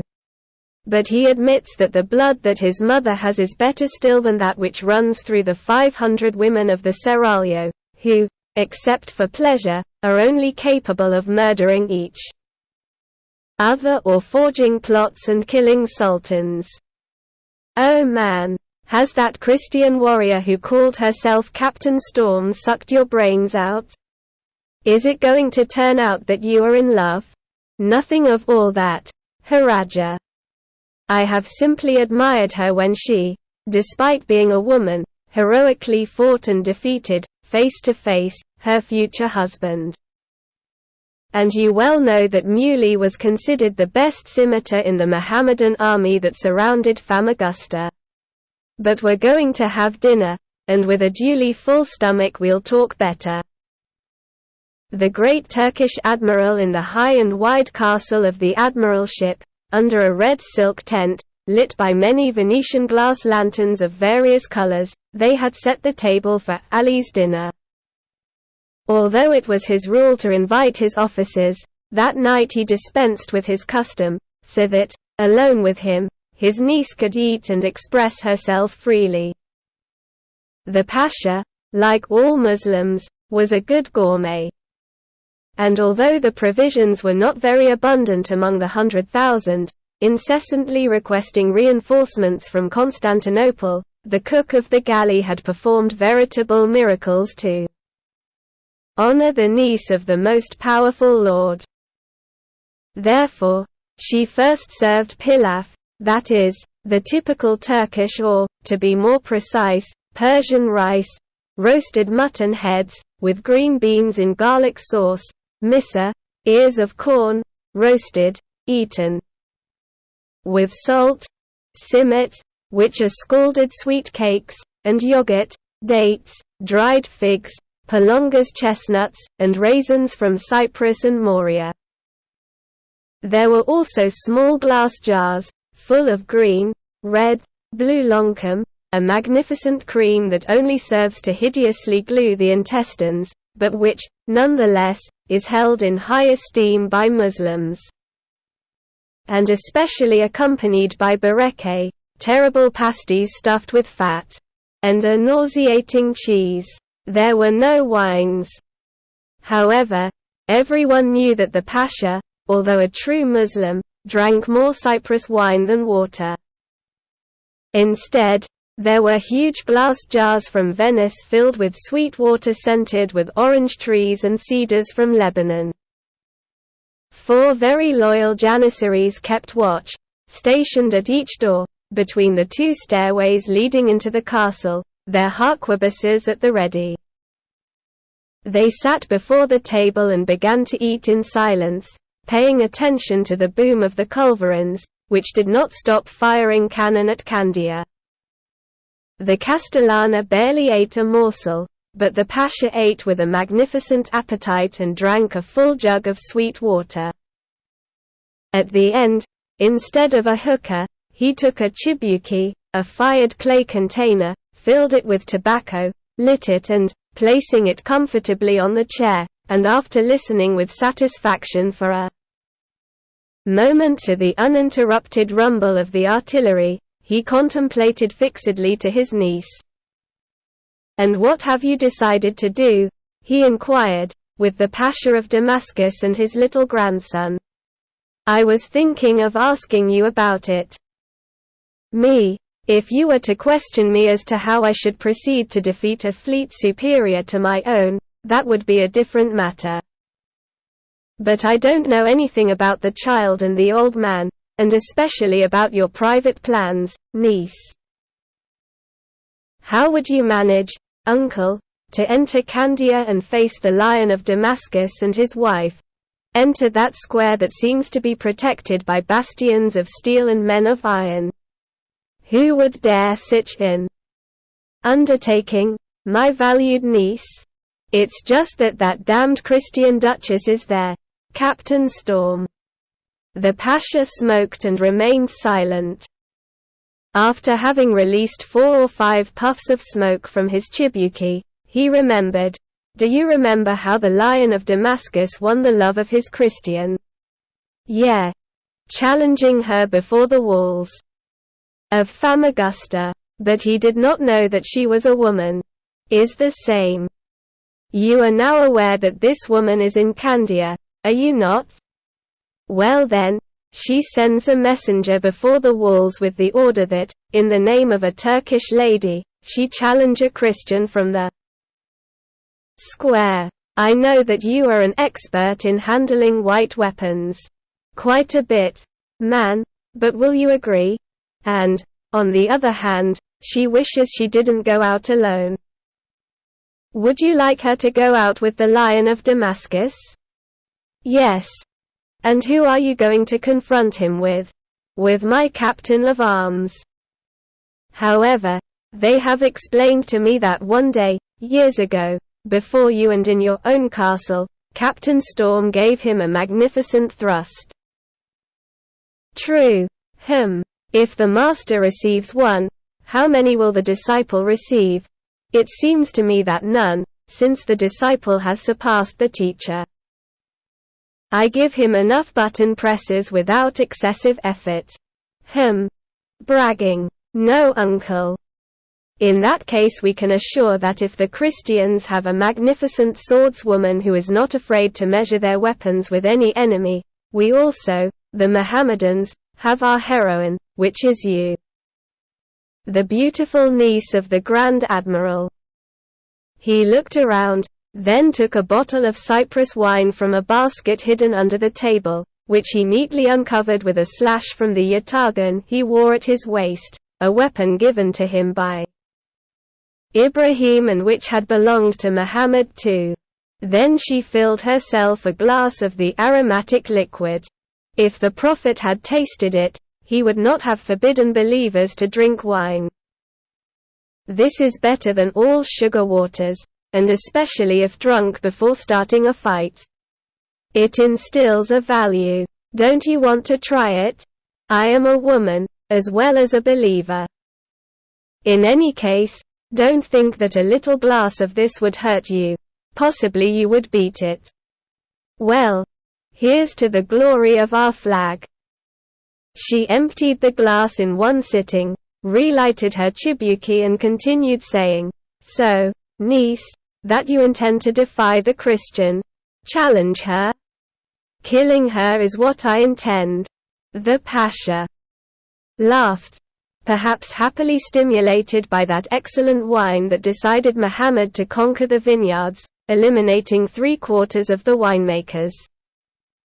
What you want, niece, is to kill a secret, isn't it? What secret? She inquired, blushing. There are those who say that you fell in love with her, supposing her to be a young and brave warrior. And what would happen if she were like that? She appeared before me disguised as an Albanian captain. The Duchess must have been very beautiful. Harajar did not reply. After a brief silence Ali asked, Do you have resolved to kill her? Yeah. And if, instead, that devilish woman kills you, I would be very sorry if my only niece died at the hands of a Christian. I consider myself strong enough to defeat her, the young woman replied with fierce vehemence. And I hate her to death. After 4 years, I was forced to wait for the right moment. Was she going to go looking for her in Italy? No. Of course. What surprises me is that this woman, since she was able to escape by a miracle from Famagusta, has returned to our waters and into a mousetrap, to another city surrounded by ours. It is going to look for her death and forcing Muley to look for it too. The Pasha has assured me that they had property in Candia. Perhaps they were about to sell them when he caught him off guard. It's possible, the Admiral agreed, refilling his glass and drinking quickly so as not to be observed. There is no doubt that it was the Prophet who caused her to cross your path. I think so, and I take advantage of the opportunity. A little late. Can you imagine, uncle, that I did not send assassins to Venice and Naples to assassinate the Christian who took my place next to Muley el-Kadil, in order to make the Lion of Damascus cry in pain? And what have these lazy people done? Some were killed. Others were afraid and fled, I don't know if to Tripoli or Algiers.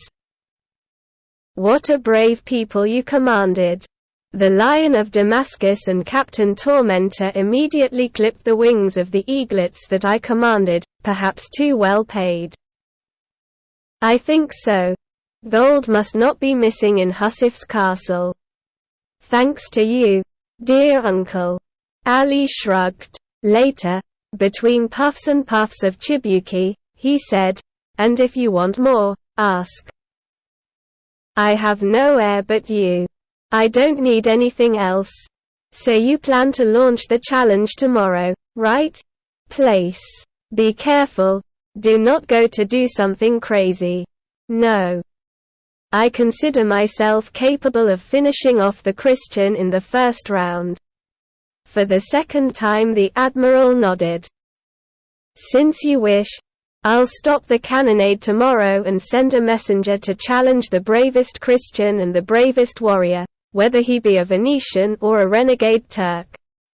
In this way, Captain Storm and the Lion of Damascus will realize that the challenge is for them. And they will not abandon Candia. Sometimes Cyprus wine is a terrible advisor, man. By Allah, perhaps you're right," he admitted, laughing. "And Yusuf, will he be willing to stop the bombardment?" "Yusuf will do what I want." Well, that was all it took. He drank the third glass of wine, finished smoking and, leaving the chibuki, added, "Niece, your cabin is ready and you can go to sleep. And you, an admiral does not have his hours."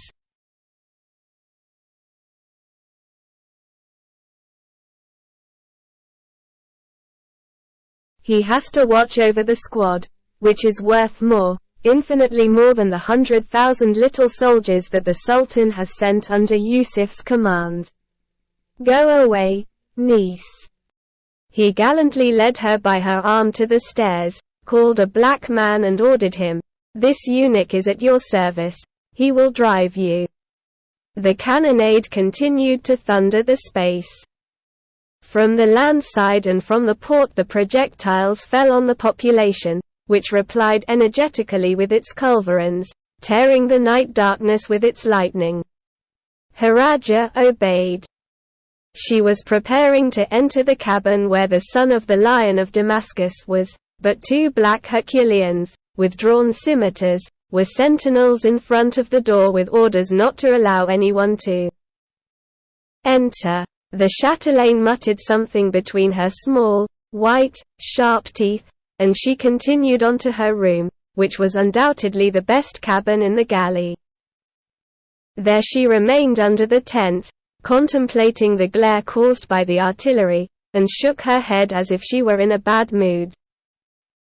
She yawned 4 or 5 times and commented to herself, "Kill Captain Storm. My niece must be tired of the comforts of the castle. In short, since she wants it, let it be done." She would be very well that a Mohammedan should defeat the famous Christian. What a success for us if the devilish niece was victorious. They affirm that she is very skillful. At that moment her eyes fell on Meshab, who was walking on the bridge smoking a cigarette. "Are you the captain of arms of the castle of Husif?" "Yes. Come down."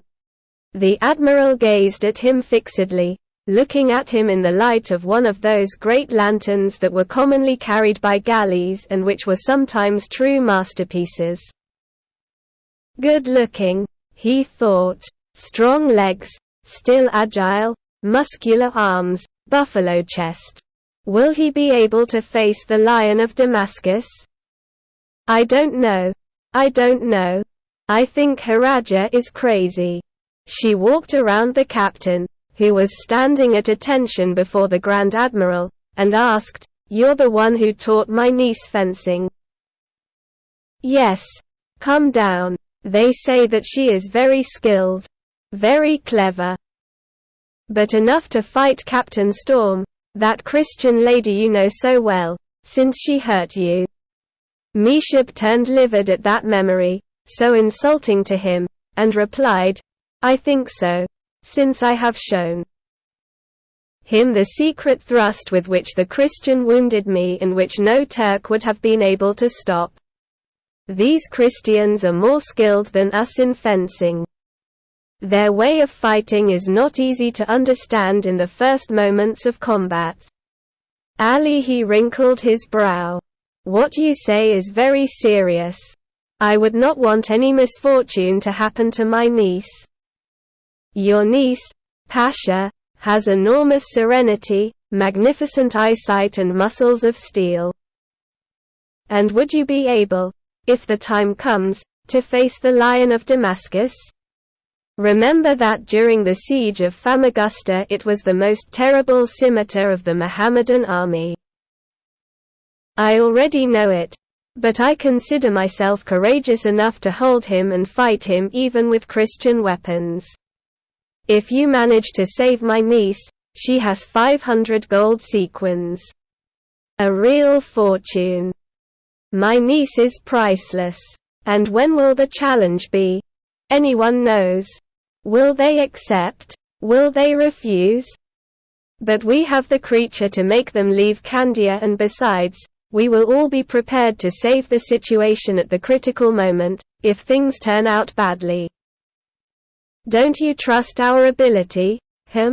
You are going to have before you 2 very famous swords, which my own officers would fear. Go to sleep. We'll see. He headed towards the bow, ordered a sloop manned by 6 sailors to be launched into the water, and disappeared among the galleys that crowded the port. Where was he headed? Possibly to meet with the commander of the ground forces to break off the bombardment for the next day, so that the herald could approach the encircled city and launch the challenge. Throughout the night the Ottoman and Venetian culverins fought relentlessly, hurling stone and lead projectiles at each other. But when dawn broke, all that noise ceased. A Turkish warrior, mounted on a superb Arabian horse, left the Mohammedan camp, holding a spear with a white flag. As it used to happen that truces were requested to bury the corpses, the fire was interrupted almost instantly by both parties. He galloped wildly across the camp of the besiegers, extending for more than 2 miles, and upon reaching the limit he stopped and waved the white flag 3 times, waiting for a response from the plaza before continuing. He soon waved another white flag at the end of one of Candia's most prominent bastions. And at this indication the Turk advanced to the foot of the first trench, in which many Venetians and Candiotas had gathered, anxious to find out what message the Pasha was sending. "If among you there is a Venetian woman," the messenger shouted, "who knows how to use the sword like a warrior, notify her that a Mohammedan woman of noble birth is challenging her to single combat. And if there is a man among you who knows how to wield a scimitar, inform him that a Turkish captain challenges him. I await the reply." Great excitement was observed among the besiegers in the trenches, bastions, and towers. But it was useless for the herald to wait. And yet, these singular combats between Turks and Christians used to take place very often, even as a remedy to break the monotony of the siege. It is true that the proposal for combat between 2 women must have seemed somewhat strange to the besieged, despite the fact that they had news that the Duchess of Eboli was among them, famous under the name of Captain Storm in the siege of Famagusta. On 3 occasions the Turk renewed the challenge, and always covered by the white flag he returned to the camp. 5 minutes later the shelling continued. The great Pasha was in his galley next to his niece, already covered in a superb steel armor, so well made that it allowed her all kinds of movements. Meshib was also armed. Hearing the crash of the culverins, he realized, without having to see the herald arrive, that the duel had not been accepted. Haraja trembled with anger and lightning flashed from his eyes. "You're out of luck," he told the admiral. "Has the Christian become a coward or has she weakened her arm?" The girl exclaimed, grinding her teeth. "We'll have her killed. Oh yeah. As soon as she sees her son, she won't persist in staying locked up in Candia. And even less the lion. And we will carry out the coup. little by little, niece. Don't be impatient and let yourself be guided by me. I have more experience and… But don't you realize that I'm on tenterhooks, uncle? Well, the fire hasn't passed to the armor yet. It is not decided. It will be decided nothing more when seeing the child. Whom? To the kid? Never. Haraja asked a mute question with her eyes. The Pasha added, I will place you in the arms of a Muslim horseman who will ride an Arabian steed, the most arrogant in our camp. If you lose, he will run away at full gallop. You know how those sons of the desert gallop when they ride their horses. And, on the other hand, I'm not going to let you kill for the Christian or for her husband. Explain yourself. I will have a moat made tonight wide enough to hide 10 knights, who, at the critical moment, will cover your retreat and that of your captain. That is a betrayal. Everything is lawful in war. Let the Venetians come to our camp to protest if they are able. Of course I will allow you to fight freely until one of you falls from the horse. Then, tomorrow, I trust that tomorrow you will be able to cross your arms with those of your enemy. Now allow me to deal with this siege of Candia, which will not be able to be concluded with the speed that the Sultan imagined. Will you allow me to go see the boy? Interrogate the black sentinels. We'll see each other at lunchtime. Husif's chateau waited for the Pasha to embark in a boat to go ashore, and she went, accompanied by her captain-at-arms, to the cabin of the son of Muley, in front of which 2 blacks, no less gigantic than those of the day, kept watch. Former. Make way. I am the Pasha's niece. It's not possible, ma'am, replied one of the sentinels, raising the harquebus with a threatening gesture. I have already told you, wretch, that I am the Pasha's niece. Even if you were the first sultana. Here it does not happen. And if the one who comes with me was the sultan himself, it wouldn't happen either. Then who is the one that can enter? He goes down. And no one else? None. Not even Allah. Haraja uttered a furious cry and turned to his captain, indicating, let's put those scoundrels to the sword.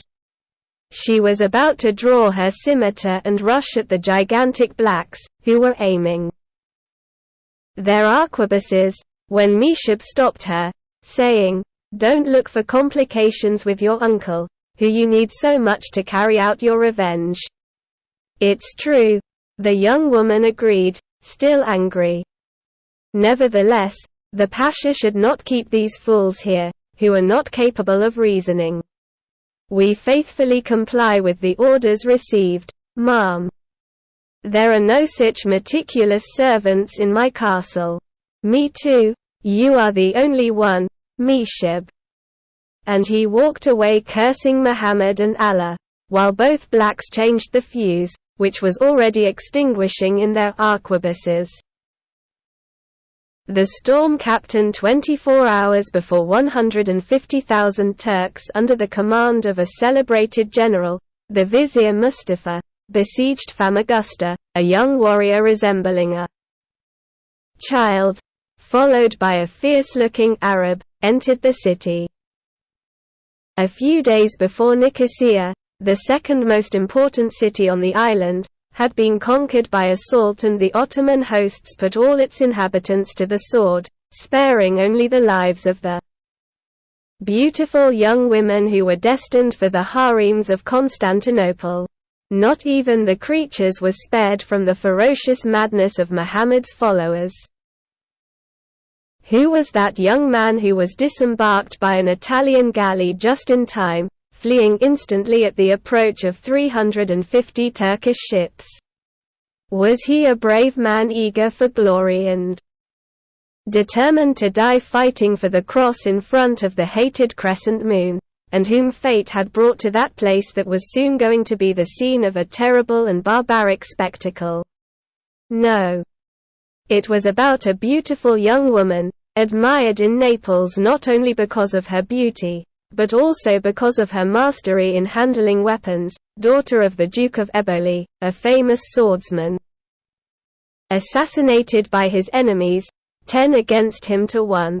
Time in the street of Toledo.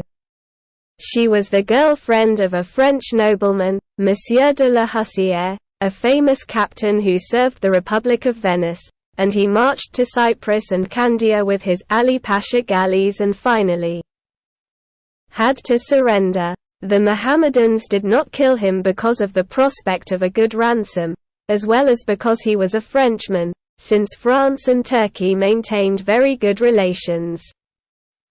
From then on no one could know what had happened to him. For this reason, the young Duchess left Naples, determined to find him and rescue him at any cost to her.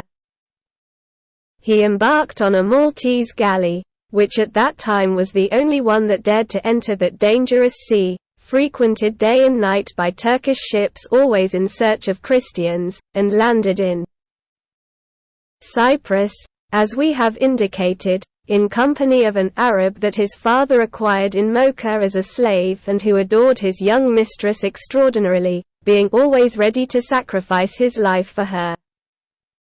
Disguised as a man and always fighting in the vanguard like the most skillful and courageous captains, no one could suspect that she was a woman, despite the beauty and delicacy of her features, with the exception of a Polish adventurer who was at the service of the Venetians.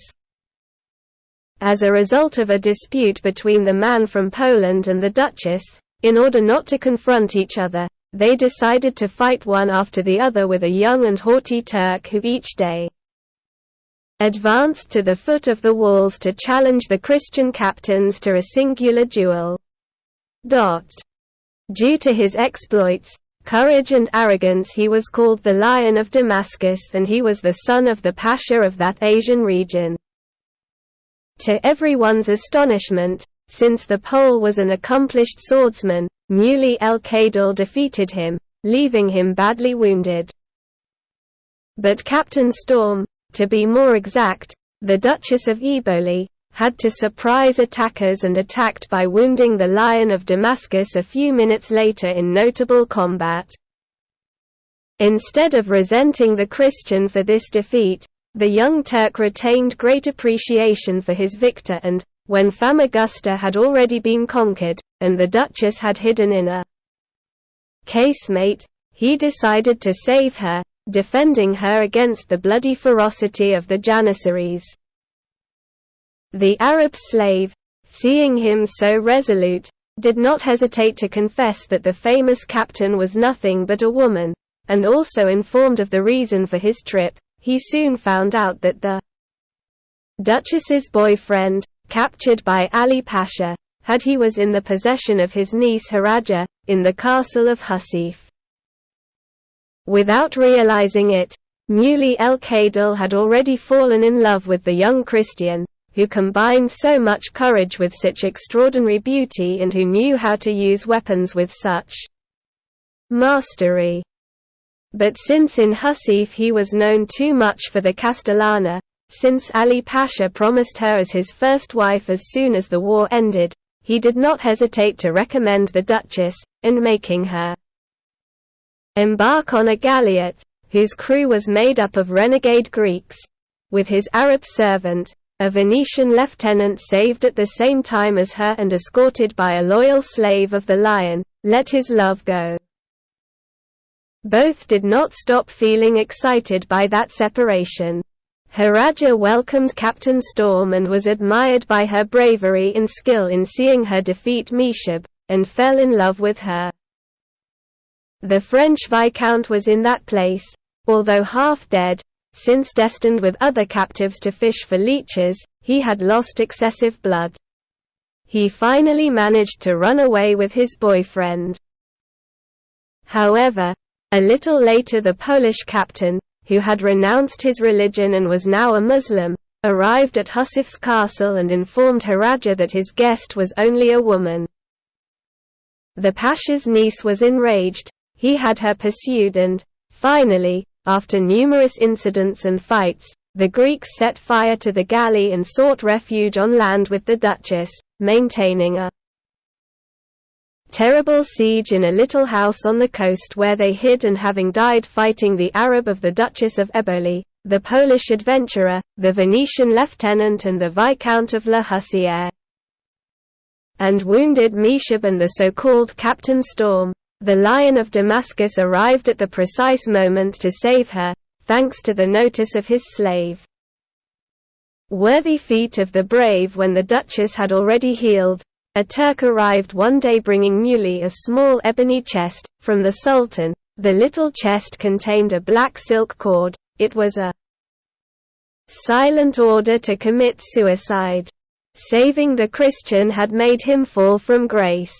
"What's the matter, Muley?" she inquired when she saw that she was pale. "Look, ma'am," he replied, showing her the fateful cord. The Duchess knew that rule, and she had loved the Turkish gentleman for a long time. She cried out in fright. "And you, Muley?" she asked, calling him by name without realizing it. "Do you intend to comply with this order?" The warrior made a determined gesture with his head. "Life is too nice with you for me to fulfill it. I deny the religion of my parents and I convert to yours. Take me with you to Italy, Leonore. From this moment I am a Christian, and you know how I love you." The betrothal was celebrated with great solemnity in the Palace of Loredane, in Venice, and from that marriage a son was born, whom they named Enzo. We have already verified that Haraja's rancor followed them and that he had kidnapped the creature, although he did not manage to make them die under the dagger of his assassins, as well as that the little one was in the Grand Admiral's galley. The announcement of the imminent war caused the dukes to move to Candia, in order to sell the extensive possessions of the Eboli on the island at any price. Unfortunately, without being able to complete the operation, and unexpectedly, the Mohammedans fell on that Venetian territory with 300 ships and 100,000 warriors, who soon seized Canea and closely surrounded the capital.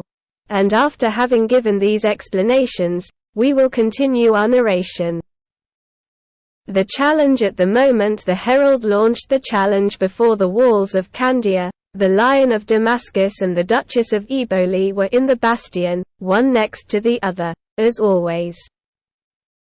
He was a handsome and haughty warrior, about 30 years old, rather tall, fair-skinned, robust and muscular, with a brown beard and hair of the same color, lively, burning eyes that denoted the ardor and courage of the Turk.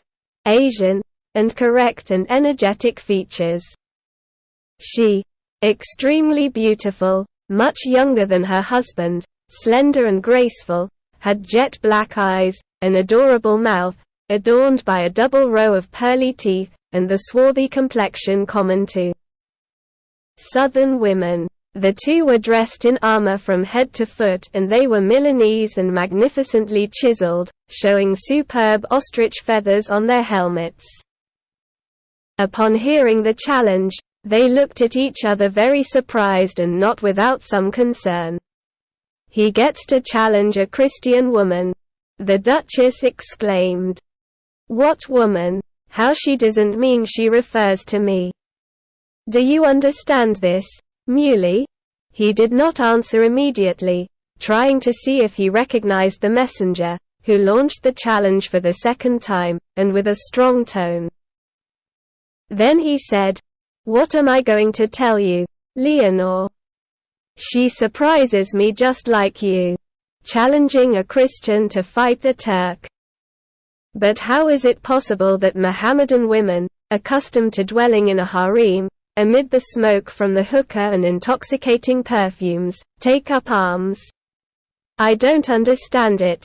And yet, Listen to it. Again he says it for the third time. A Christian lady against a Turkish one. Who will she be? The woman murmured, raising her cap and pushing her abundant black hair inside with her hand. Her husband examined her carefully.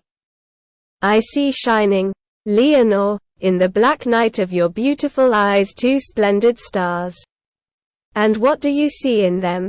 I see that you would like to face that enigmatic Turk. You're right. And do you know why? I imagine. You do not want any woman to fight with you, for you were able to disarm and hurt me. Yes, dear Muley, and besides.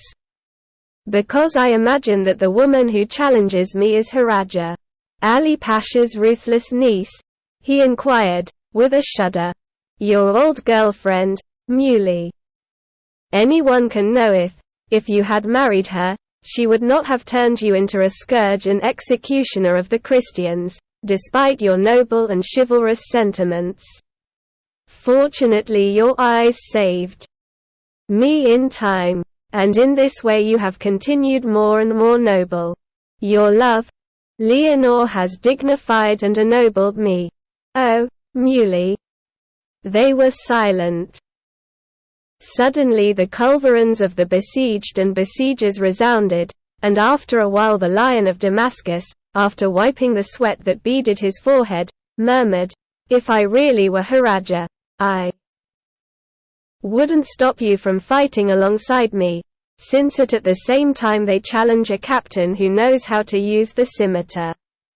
Don't know. They claimed that he was very skilled. His teacher was that Meshab, that the Greek sailors from the galley left half dead when they besieged you in that uninhabited house where you took refuge. 4 years have passed since that time, Muley. With that you want to imply that she may have learned a lot. Clear. Oh, I'm not afraid of facing that tigress in heat. Her teacher, the weapons captain, was not worth a finger from my father.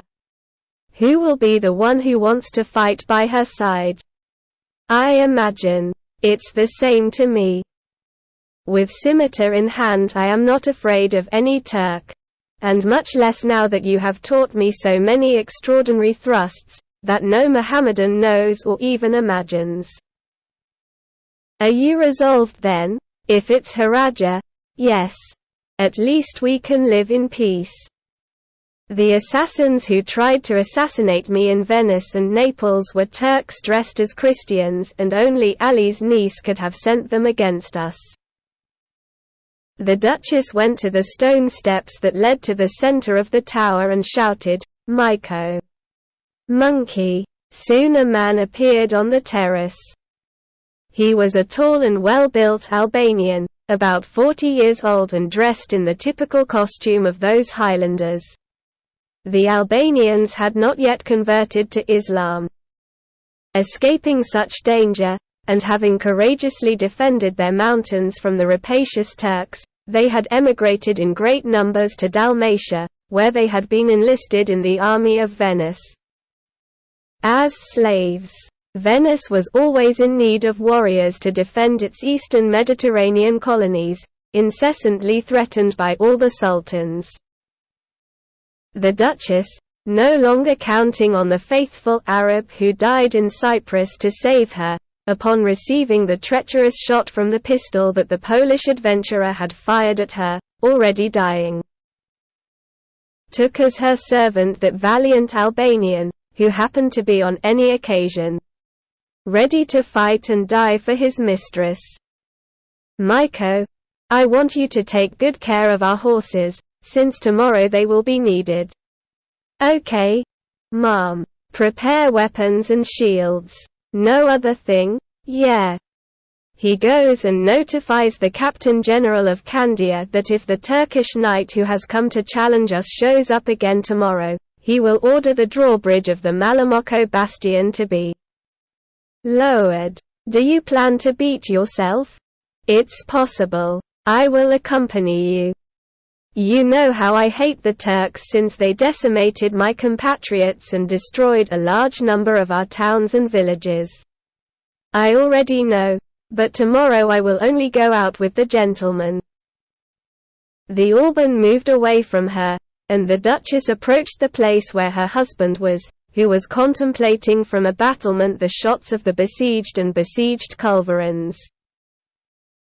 "Are you resolved, Muley?" "Yes, Leonore. I am already sure that the one challenging us cannot be other than Haraja. Ah, Tigress, if he fell under one of your blows, he will fall, rest assured. But let's go. The shells are already reaching this spot and we'd better retire to our tent." And, indeed, it was beginning to be risky to continue on top of the towers and bastions, since the Turkish artillery, which had a force of more than 800 muzzles, including bombards and culverins, apart from the cannons of the fleet, was throwing without interruption projectiles to defend the men whose mission was to practice trenches. They used, in a special way, stone balls, and these were imposing balls, which weighed at least 1 araba and which they launched with special cannons. Their primary objective was to make life in the city uninhabitable for Candios and Venetians, and they succeeded, since those huge stones, falling on the population, even if only by the power of their own weight, sank roofs and crushed numerous inhabitants. That system was not valid for the bastions and towers, which were built much more solidly, and for this reason they had decided to blow them up with the mines. The Duchess and her husband descended the internal stairs of the tower and reached a room illuminated by 2 camp beds, sacks that perhaps contained provisions, various skins with water, and weapons of all kinds. It was the refuge that the Venetian captains had offered the couple, although less comfortable, more secure than any dwelling in the city could have offered them. They had just entered it when the Albanian appeared. "Ma'am, a Turk wants to talk to you." "A Turk? And how could he have entered Candia without losing his life?" "Don't know." "Does he carry weapons?" inquired the lion, instantly grabbing a pistol hanging on the wall and lighting the fuse. "I don't think so. Search him carefully and let him in." A voice, which made an impression on the ears of the 2 spouses, could be heard on the stairs, and a moment later a man of about 40. With very tanned skin, a large black beard and dressed in the style of sailors of the Mohammedan galleys, he entered exclaiming, "Apparently, you have forgotten me." "Well, in these 4 years I have not stopped remembering the son of the Pasha of Damascus or Captain Tormentor or, to be more precise, Hamid Eleanor." The Duchess gasped. "As Nicola Stradiato, the renegade Greek, the same. The one who, a little over 4 years ago, and by order of the Lion of Damascus, was in charge of the galley that was to take you, and took you to the castle of Husseif, where I was able to meet the Grand Admiral's niece. I remember well, Nicola," the Duchess replied, as she approached him, while her husband extinguished the fuse and hung up the pistol. "Where do you come from?" "From the Turkish camp, or rather from Ali's admiral's galley, from which I must, much to my regret, fight the Christians and pretend to be a Mohammedan, despite the fact that I keep faith in the cross in my chest." "And how was it possible for you to enter Candia with those Muslim clothes?" added the Lion of Damascus. "Thanks to the help of a Venetian officer I met some time ago and whom I had the satisfaction of saving in a very tight situation. But what we were going. Did you hear from Haraja, ma'am?" "No. Not the slightest news." "Well, the Tigress is here as a guest of her uncle on the Admiral's galley." The spouses uttered the same exclamation in unison. "It's her, but she is more cruel and inexorable than ever. Be careful, lady, She has sworn to kill you and seize the Lion of Damascus to try on his throat the silken cord that the Sultan sent her. Remember? Just like it was yesterday, the Duchess murmured, looking sweetly at her husband, who had turned pale. There is still more, added the Greek. Explain yourself, Nicola. The renegade hesitated. Speak, ordered the lion. In short, I must give you news that will be very unpleasant for you. Especially you. Your father, en route to Constantinople, has been captured by a Haraja galley in the Pasha's galleys and is currently being held captive in Husif's dungeons. My father? You said my father? Have you sold your soul to the Turks and they send you to destroy mine, that she is faithful to Christ as if she were a Christian from my birth? Sir, I wear Turkish clothes in order to save my life, which is continually threatened. But I neither believe in Muhammad nor can I appreciate my executioners and those who murdered my wife and my 3 children. With these clothes I can be of greater use to Christians. Remembering his misfortunes, a sob broke from the Greek's robust chest. The Duke put a hand on his shoulder and said, in an affectionate tone, "Excuse me. The pain has made me be unfair. But are you completely sure? I heard it from Haraja herself the night she came aboard the galley, while she was dining on the stern castle with her uncle. 3 comrades and I were on sentinels, 2 in front of each stairway. My father in Husif's castle. Captive. Ah, damn woman. Well, I still have another piece of news to tell you, and I don't know. Speak up, Nicola. I don't feel capable, Mom. I have enough courage, but it's that he's referring to your son. To Enzo. To my Enzo. What do you say, Nicola? The truth is, gentlemen, that your son was kidnapped in Venice and is on the Pasha's galley. Son, my son, exclaimed the Duchess, in an anguished tone. Are you absolutely certain, Nicola? The Duke let out a furious groan, his features showing intense despair. My father and my son. Oh damn, how you break my heart. The Duchess was sobbing, lying face down on one of her beds. The Lion of Damascus began to pace nervously around the room. Then he decidedly approached his wife. It's all right, Eleanor. The blow has been horrible. But they have called you Captain Storm and me the Lion of Damascus, and when you have such names you cannot weep. It's true, answered the brave woman trying to suppress her sobs. But at this moment I am only a mother.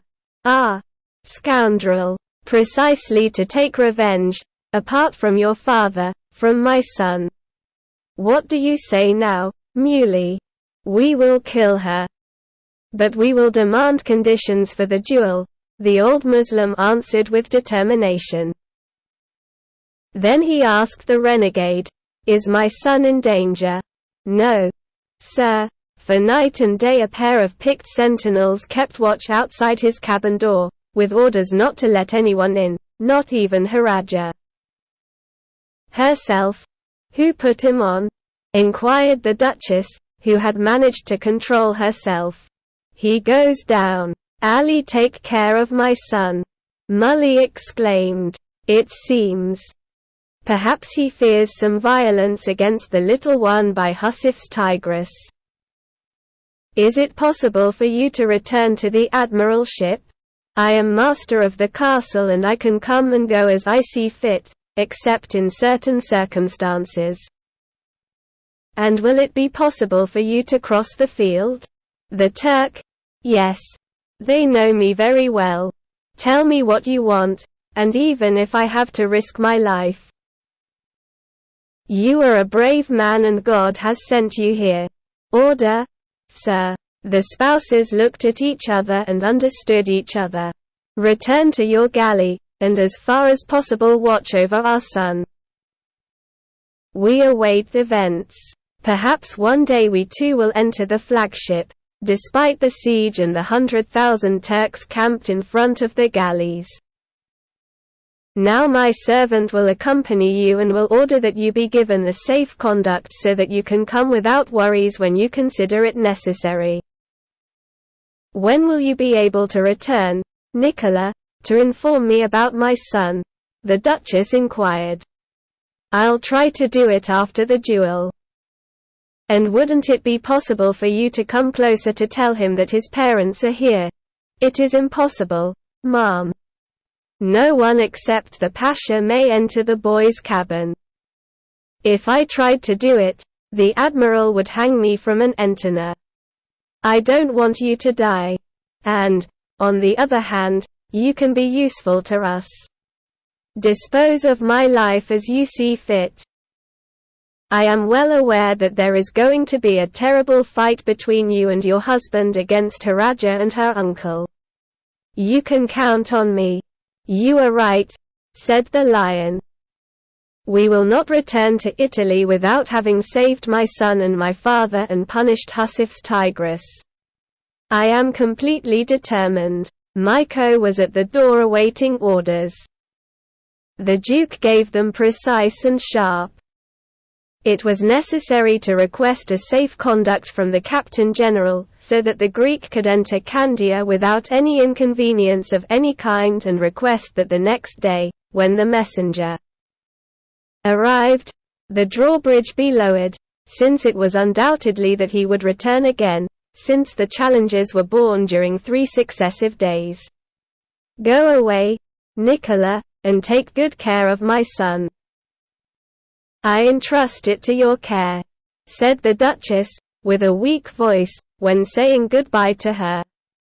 "Don't worry, ma'am. My life is at your service." She kissed the lady's hand, shook that of the valiant Damascene warrior, and left in the company of the Alban. "Oh, dear Muley," the Duchess exclaimed when they were left alone. "How much suffering my love costs you. They have broken your heart, my poor love. Perhaps it would have been better for you not to have known me. You would be the husband of Haraja and you would not have reneged on Muhammad. Don't say those things, Eleanor. I was blind and your love has taken away my blindness. I have to give you immense thanks for having freed me from the darkness in which I was sunk, providing me with light to be able to admire his sovereign beauty. As regards the events that we have just learned, they cause me great pain, but they do not despair me, nor do they make me regret my actions. 1,000 times I would do the same thing again, and even more to be worthy of your love, which is an anticipated vision of heaven. When the time comes I will take it upon myself to save my father, since he is in Cyprus and not in Candia. For now let's worry about freeing our Enzo. How? Don't know. But what I do not doubt, my dear Leonor, is that we will achieve it.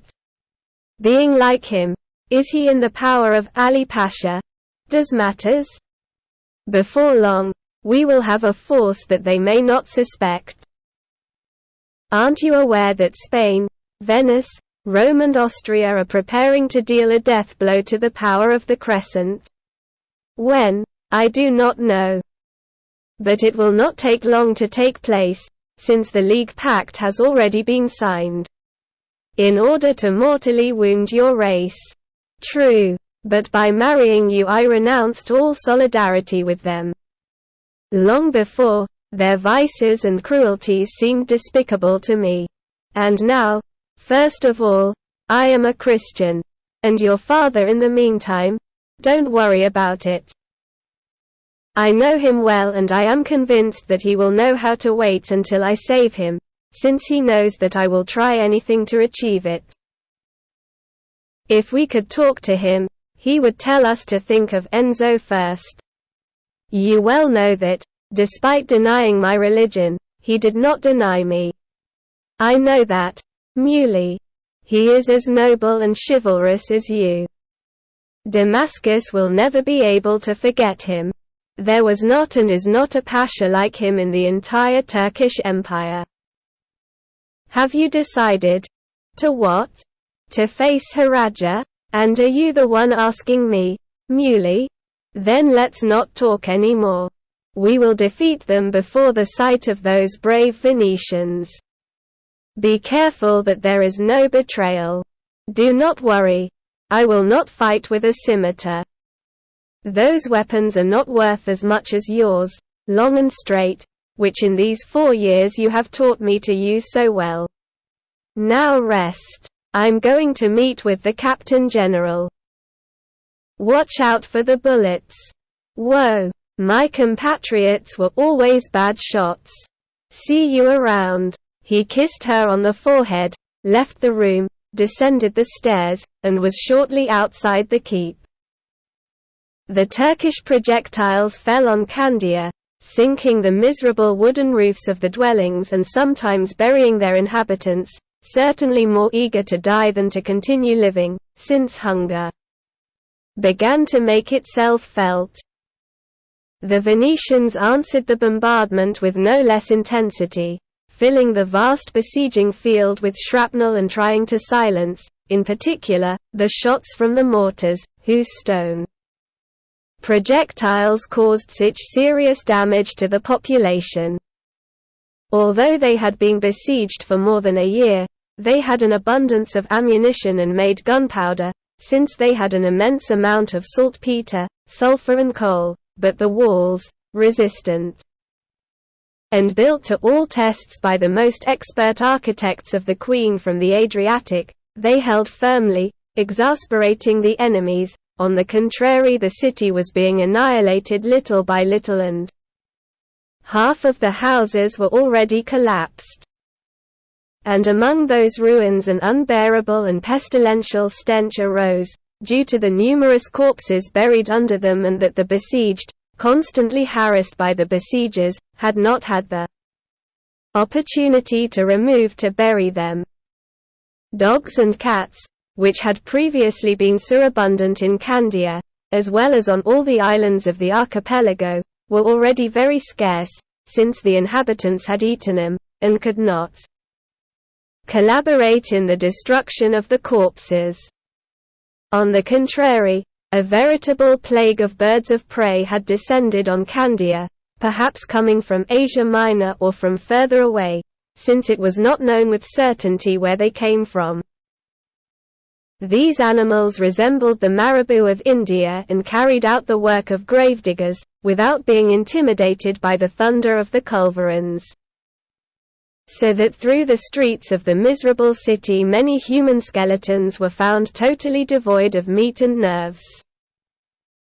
Muley el-Kadil, entering the second belt, which was the least affected by Turkish missiles, went to the house of the Captain General to agree with him on the inherent nature of the challenge, and then returned to the tower in the company of Myko, whom he found still in the palace. All that day passed in the same way, without ceasing the cannonade, which caused the Turks greater damage, since they were less well protected than the Venetians, and the fire did not stop even at night, although during it was not so intense.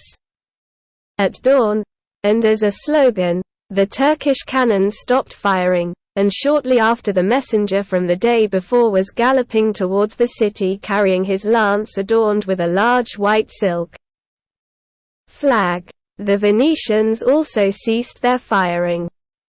And just like the day before, the Mohammedan knight launched the challenge of him in a resounding and sonorous voice under one of the most projecting redoubts. Shouting his challenge a second time, Muley found himself with his wife, both armed with all their weapons and behind a burlap. "Go tell Haraja," he shouted, "that there is a Christian woman determined to fight with Ali Pasha's niece and a Christian captain willing to fight a Turkish warrior." The Turk lowered the flag, with a salute, and set off at full gallop, crossing for the second time next to the Alberoni redoubt, which, apparently, was of strange interest to him. Muley turned to Count Morosini, who was in charge of the defense of Candia, and indicated, "Captain, order the drawbridge to be lowered. My wife is going to teach that child kidnapper a lesson. Be careful with betrayals, my young friends," the Captain General warned. "I know of your courage and skill and I do not fear for you in a noble fight, but if there is treason, we will not go beyond the Alberoni redoubt," replied the Duchess. "We will always be under the protection of your culverins." "And of our swords," exclaimed all the captains who were present. 10 minutes of great anxiety passed.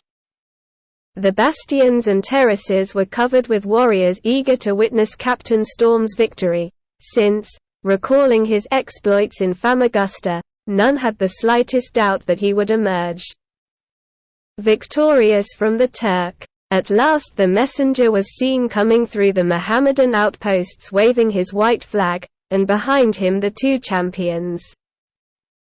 Haraja rode his Arabian steed, Mishab, a strong Turkish horse. The Pasha's niece's was magnificent, with long flowing manes, a tail that reached almost to the ground, and soft dark brown hair. The two warriors were armed with all their weapons and had their visors lowered. The three of them approached the Alberoni redoubt, behind which there was a wide esplanade that was very suitable for an incident like the one that was coming. The herald plunged his banner spear into the ground and turned back, leaving the champions alone. "Do you see her, Eleanor?" inquired, somewhat excited, Muley. "It can only be about her," replied the Duchess. "Come on, my love." They shook hands with the Captain General and his friends and reached the drawbridge, which had already been lowered and was guarded by a company of slaves. They climbed on the two fiery black horses that Maiko held by the reins and that were covered with their steel harnesses inlaid with silver. "Hey!" the Duchess exclaimed, mounting hers. "Let's check what color Haraja blood is." And she, in the company of her husband, went at full gallop towards the redoubt. "Good luck, Captain Storm. Good luck to the Lion of Damascus," the Venetians exclaimed as a sign of farewell. The betrayal. The Duchess and her husband, accompanied by the gazes of thousands of men, since the Turks too, eager to watch the combat and taking advantage of the truce, had abandoned the trenches and parallels, constituting an enormous and curious semicircle, quickly headed in the direction to the redoubt, behind which their opponents were waiting.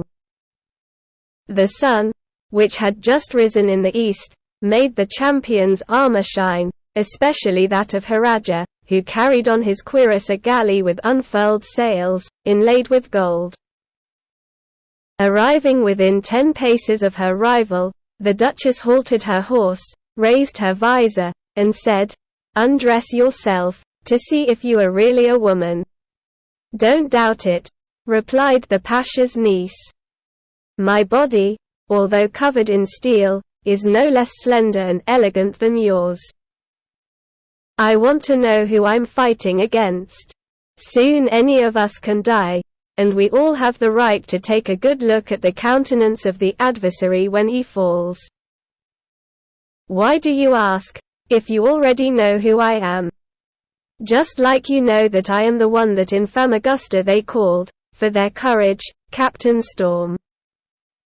Haraja hesitated, but finally revealed his face, red with anger.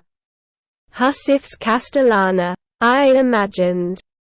And what does the powerful Castellan want, after 4 years, from the captain who, dressed as an Albanian, called himself Hamid Leonor?"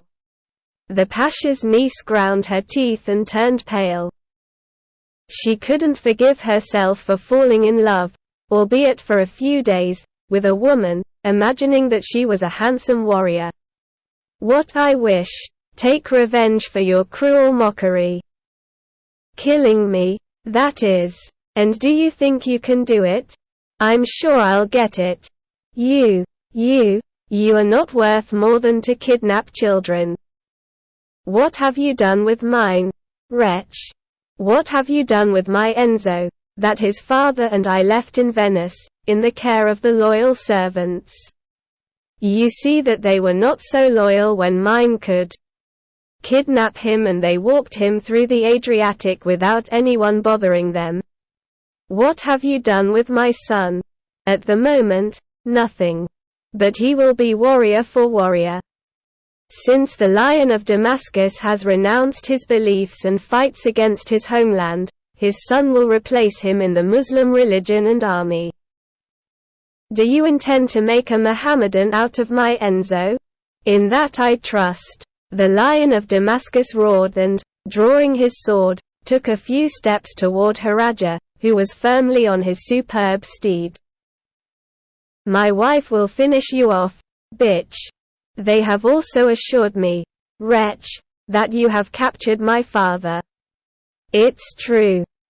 I captured him off the coast of Cyprus, and now he will find himself meditating on the comforts he had in Damascus and those he is deprived of in the dirty and damp basements of my castle of Husif. Tigris. As you will see, I have taken revenge. And the Turkish captain who is going to face my husband, who is he? An old acquaintance of yours, Meshib. Your captain of arms, the one I wounded before you. He didn't die as a result of that recoil that split his skull. Apparently not, since he is preparing to kill the ancient Lion of Damascus. Stand on your side, Muley. We will fight 2 by 2 so as not to get in the way of the horses. First of all, me with Haraja. I was going to propose it to you. In this way, if I die, Meshib will avenge me. Do you consider him so strong? Yeah. Well, be on your guard, Husif's Tigris. Muley stepped in front of Meshib, warning him, count on staying still until the Turk or the Christian fall, or else I'll have the Venetians shoot you dead. The captain at arms, who remained still and silent, as if greatly concerned with the outcome of the challenge, dropped the bridle on his horse's neck and drew his sword, which was not a Turkish weapon, but one used by the Venetians successfully against scimitars. Are you ready? Yes. Ready to kill you, Christian. They pulled down their visors and brandished their weapons. For an instant they looked at each other with fierce looks, but without advancing a step. After her, the Pasha's niece, more impetuous, launched her Arabian steed at the Duchess, who was serenely waiting with an extraordinary cousin guard somewhat advanced in order to defend her horses. Head at the same time, she charged through Haraja, like a whirlwind, very close to her enemy, slashing at her with her scimitar. Leonor stopped him instantly, without responding. The Pasha's niece, in the manner of Turkish knights in duels, spurred her horse, causing it to turn rapidly and leap and buck. The Duchess, who was not new to such ventures, contented herself with forcing her steed to turn around so that she was always facing her enemy, who, from time to time, dealt her tremendous cuts and thrusts, which the Christian he stopped without trying to reply on his part. That game, extremely risky for the two women, lasted a few minutes, as the Duchess immediately threw herself impetuously against her adversary. The horses almost collided and a fierce fight ensued, in which the armor had to bear heavy blows, especially from Haraja, who, more ardent and nervous, dealt terrible blows to the right and left. Although not without mastery, since that all his attempts were aimed at sinking the Christian's cap. Muley, although he trusted the ability of his wife, was anxious and worried about the fight, and twice he could not help but exclaim, "Watch out, Leonore!"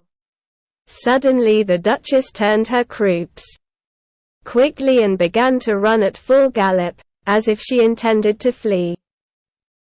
The Muslim remained for a moment astonished, and instantly she launched herself after her enemy with her scimitar raised and shouting at the top of her voice with great satisfaction, "Hello! It seems that we scared them. Take a look at the famous Captain Storm." The Duchess's run lasted barely a minute. She skidded to a stop and stood before her adversary, hurtling at her, racing on her beautiful Arabian steed, mane flying, tail billowing. Haraja, seeing her waiting so steadfast, and trusting excessively in that sword, always in line and which the most terrible blows of his scimitar could not defeat, immediately forced his horse to swerve swiftly to ram his enemy from the side and try to knock her off her mount by shock. But she did not achieve her purpose, since the Christian waited for her in front and the combat was locked again with greater viciousness. "Death of Allah!" cursed the Mohammedan after a couple of furious attempts to bring down her rival. "You are strong as a rock. But I will kill you." The Pasha's niece redoubled her shower of blows. The Duchess seemed only to defend herself against her. Suddenly her husband, who was following this new facet of combat with the utmost anxiety, observed that Leonore rose in her stirrups in order to parry a tremendous slash and then lean down, lower her head and extend her arm equipped with steel. There was a scream, or rather a howl of a wounded beast, and then Haraja fell heavily to the ground. The sword of the invincible Neapolitan had been stuck in her right armpit, a place where the armor is truncated to allow absolute freedom of movement of her arm. Muley gave a whoop of joy. "Finish off the tigress," she then yelled. The Duchess was preparing to jump ashore to finish off her enemy when 20 or 30 Turks, hidden up to that moment in the redoubt's moat, suddenly sprang up, shouting and firing some of her arquebuses. "Treason!" exclaimed the Lion of Damascus, standing in front of her woman to protect her. "Let's escape," the Duchess advised. It would have been foolhardy to engage those arquebus-wielding traitors. Consequently, both spouses, who had escaped unscathed by a true miracle of the first volley, fled at full gallop towards the bastion of Malamocco. Hurry up, Eleanor!" exclaimed her husband, who was going after her to cover her with her body. "Hurry up, don't get hit by a shot." Meshib took advantage of the escape to nimbly jump to the ground, grab Haraja, who was still unconscious, and put her inside the redoubt, giving up on transferring her to her camp when he heard that the culverins were beginning to shoot from the Venetian field. The Turks who came out of the redoubt, where they should have spent the night, also rushed into it. The Duchess and the Lion reached the drawbridge with the speed of lightning and saved it without stopping, while the company of Esclavones came out, opening a hellish shooting against the redoubt. On the walls, on the towers, on all sides, the Venetians hurled threats and furious exclamations, excited by the treachery of the Muslims. Their screams were still ringing in the heat of the guns. "Traitors! You scoundrels!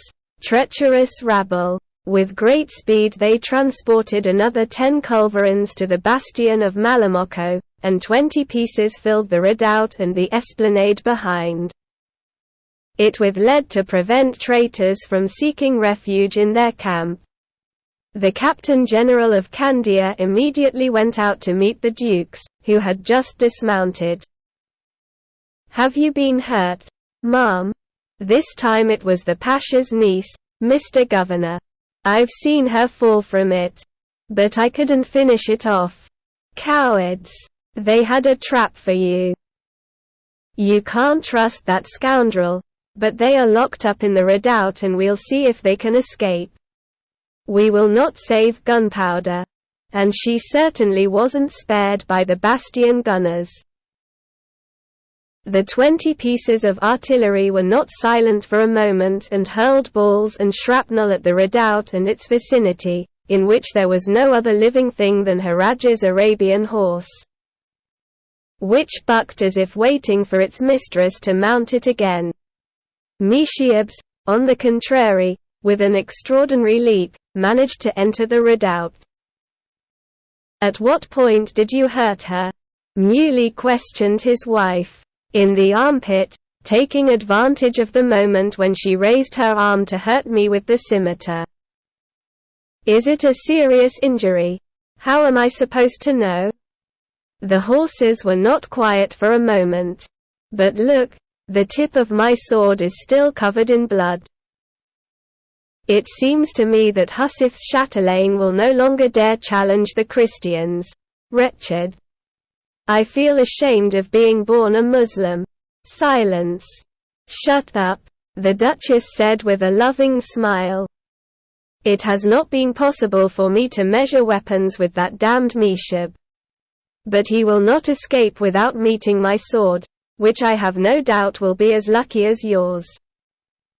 "Oh, there is no fear of them leaving the redoubt," added the Captain General. "As long as our 20 mouths of the bastion do not stop thundering, they will not dare to leave that refuge. If we could capture them all. With that fire, Duchess. Listen to the concert. The Turks also cry out with their artillery. They cover their companions, preventing us from going to catch them." The roar increased by the moment. Indeed, the attackers, observing the bad result of the challenge, transferred numerous bombards and culverins to the southern area of the camp and began to unload them furiously in order to prevent the Venetians from making any kind of sortie against the redoubt. "Who would dare face such a hurricane?" continued Count Morosini. "Even if he sent 2 companies of the most valiant slaves, possibly not enough would arrive there to carry out the enterprise. And won't the Turks try to do it? They are 6 times more numerous than us, and, as long as the bombardment continues, they won't dare leave their camp, and I will order that the firing not be interrupted for a moment, especially at night.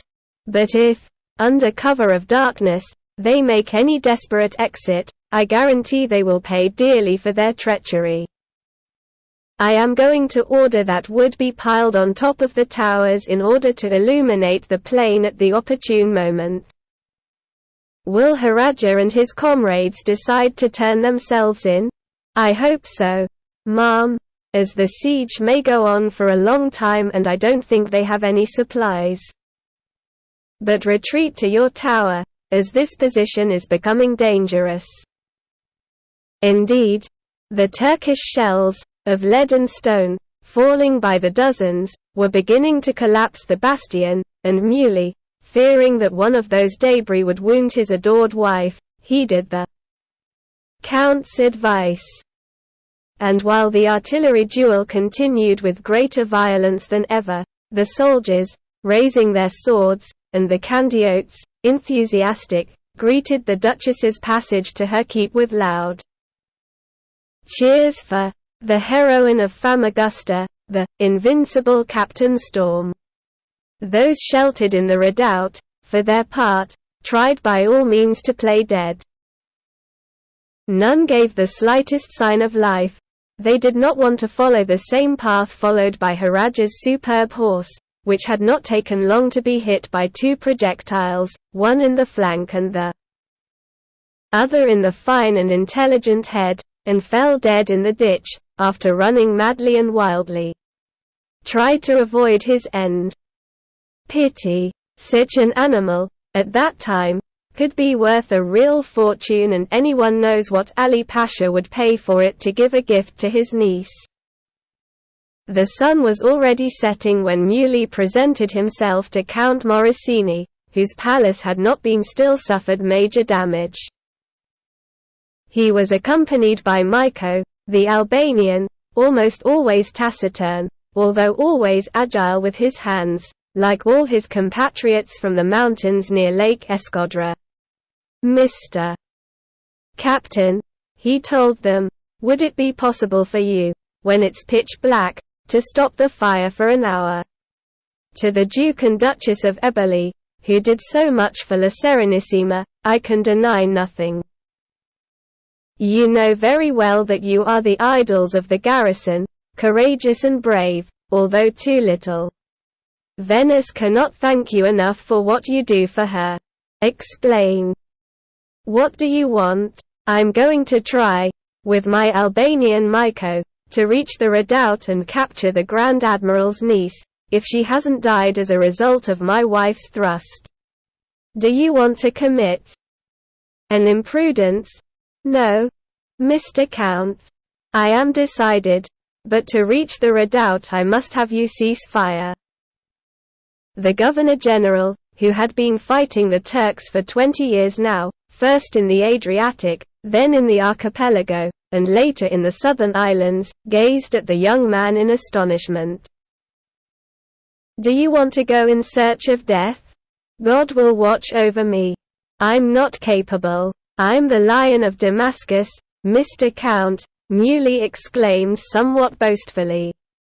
Let me try the adventure. And the Duchess? I take care of everything. You must think, Monsieur Count, that there will be no peace of mind for us as long as that woman is still alive. For 4 years now she has been plotting and carrying out her revenge. And now she has managed to capture my father and kidnap my son. The Count stroked his grey beard and, examining the Duke with his perceptive and inquisitive eyes, answered, Is that how you want it? B. Although I consider it reckless, since our trump card is good and these people will have no other solution than to surrender very soon. A matter of a couple of days approximately. As soon as they have devoured the horse of the Turk who was to fight against you, and think that there are at least 30 men. Hunger will force them to surrender. In any case, the heat decomposes the meat immediately and not even putting half a portion will last the animal for more than a couple of days. Do you suppose so? I'm sure of it. You don't know the Turks. They would rather die in that place. I have an idea. What? Offer the freedom of all of them on the condition that Ali Pasha gives you your son. Haraja won't accept, if he hasn't died from his wound, and I want to make sure of that. But, my friend, I am determined, Captain. You will see how we make fun of those poor devils. Okay. What time do you want the fire to stop? At 11. The moon will take time to appear tonight. It is already decided. I will place on the drawbridge 4 companies of slaves ready to assist you. It won't be necessary. I count mainly on cunning. Nevertheless, I will have them located there. Your life is necessary to me and it is in everyone's interest that the Lion of Damascus continue to collaborate in the defense of the city. There's nothing more to speak of. I will wait for you at the drawbridge at the time you have indicated. As was logical, the bombardment continued intensely and uninterruptedly as during the day, and the havoc in the city increased in a way that caused anguish. At 11 o'clock Muley, on foot, though clad in steel and armed with long pistols, in the company of Myko, the loyal Albanian, met the Captain General at the entrance to the drawbridge. Are you resolved, Muley? Asked the Count, who seemed uneasy. Yes, Captain. What are you interested in finding out? Whether or not the Pasha's niece is dead. I really want it. And above all, if she is alive and I can, as I trust, apprehend her, it will be possible for me to get my son back in exchange for that woman.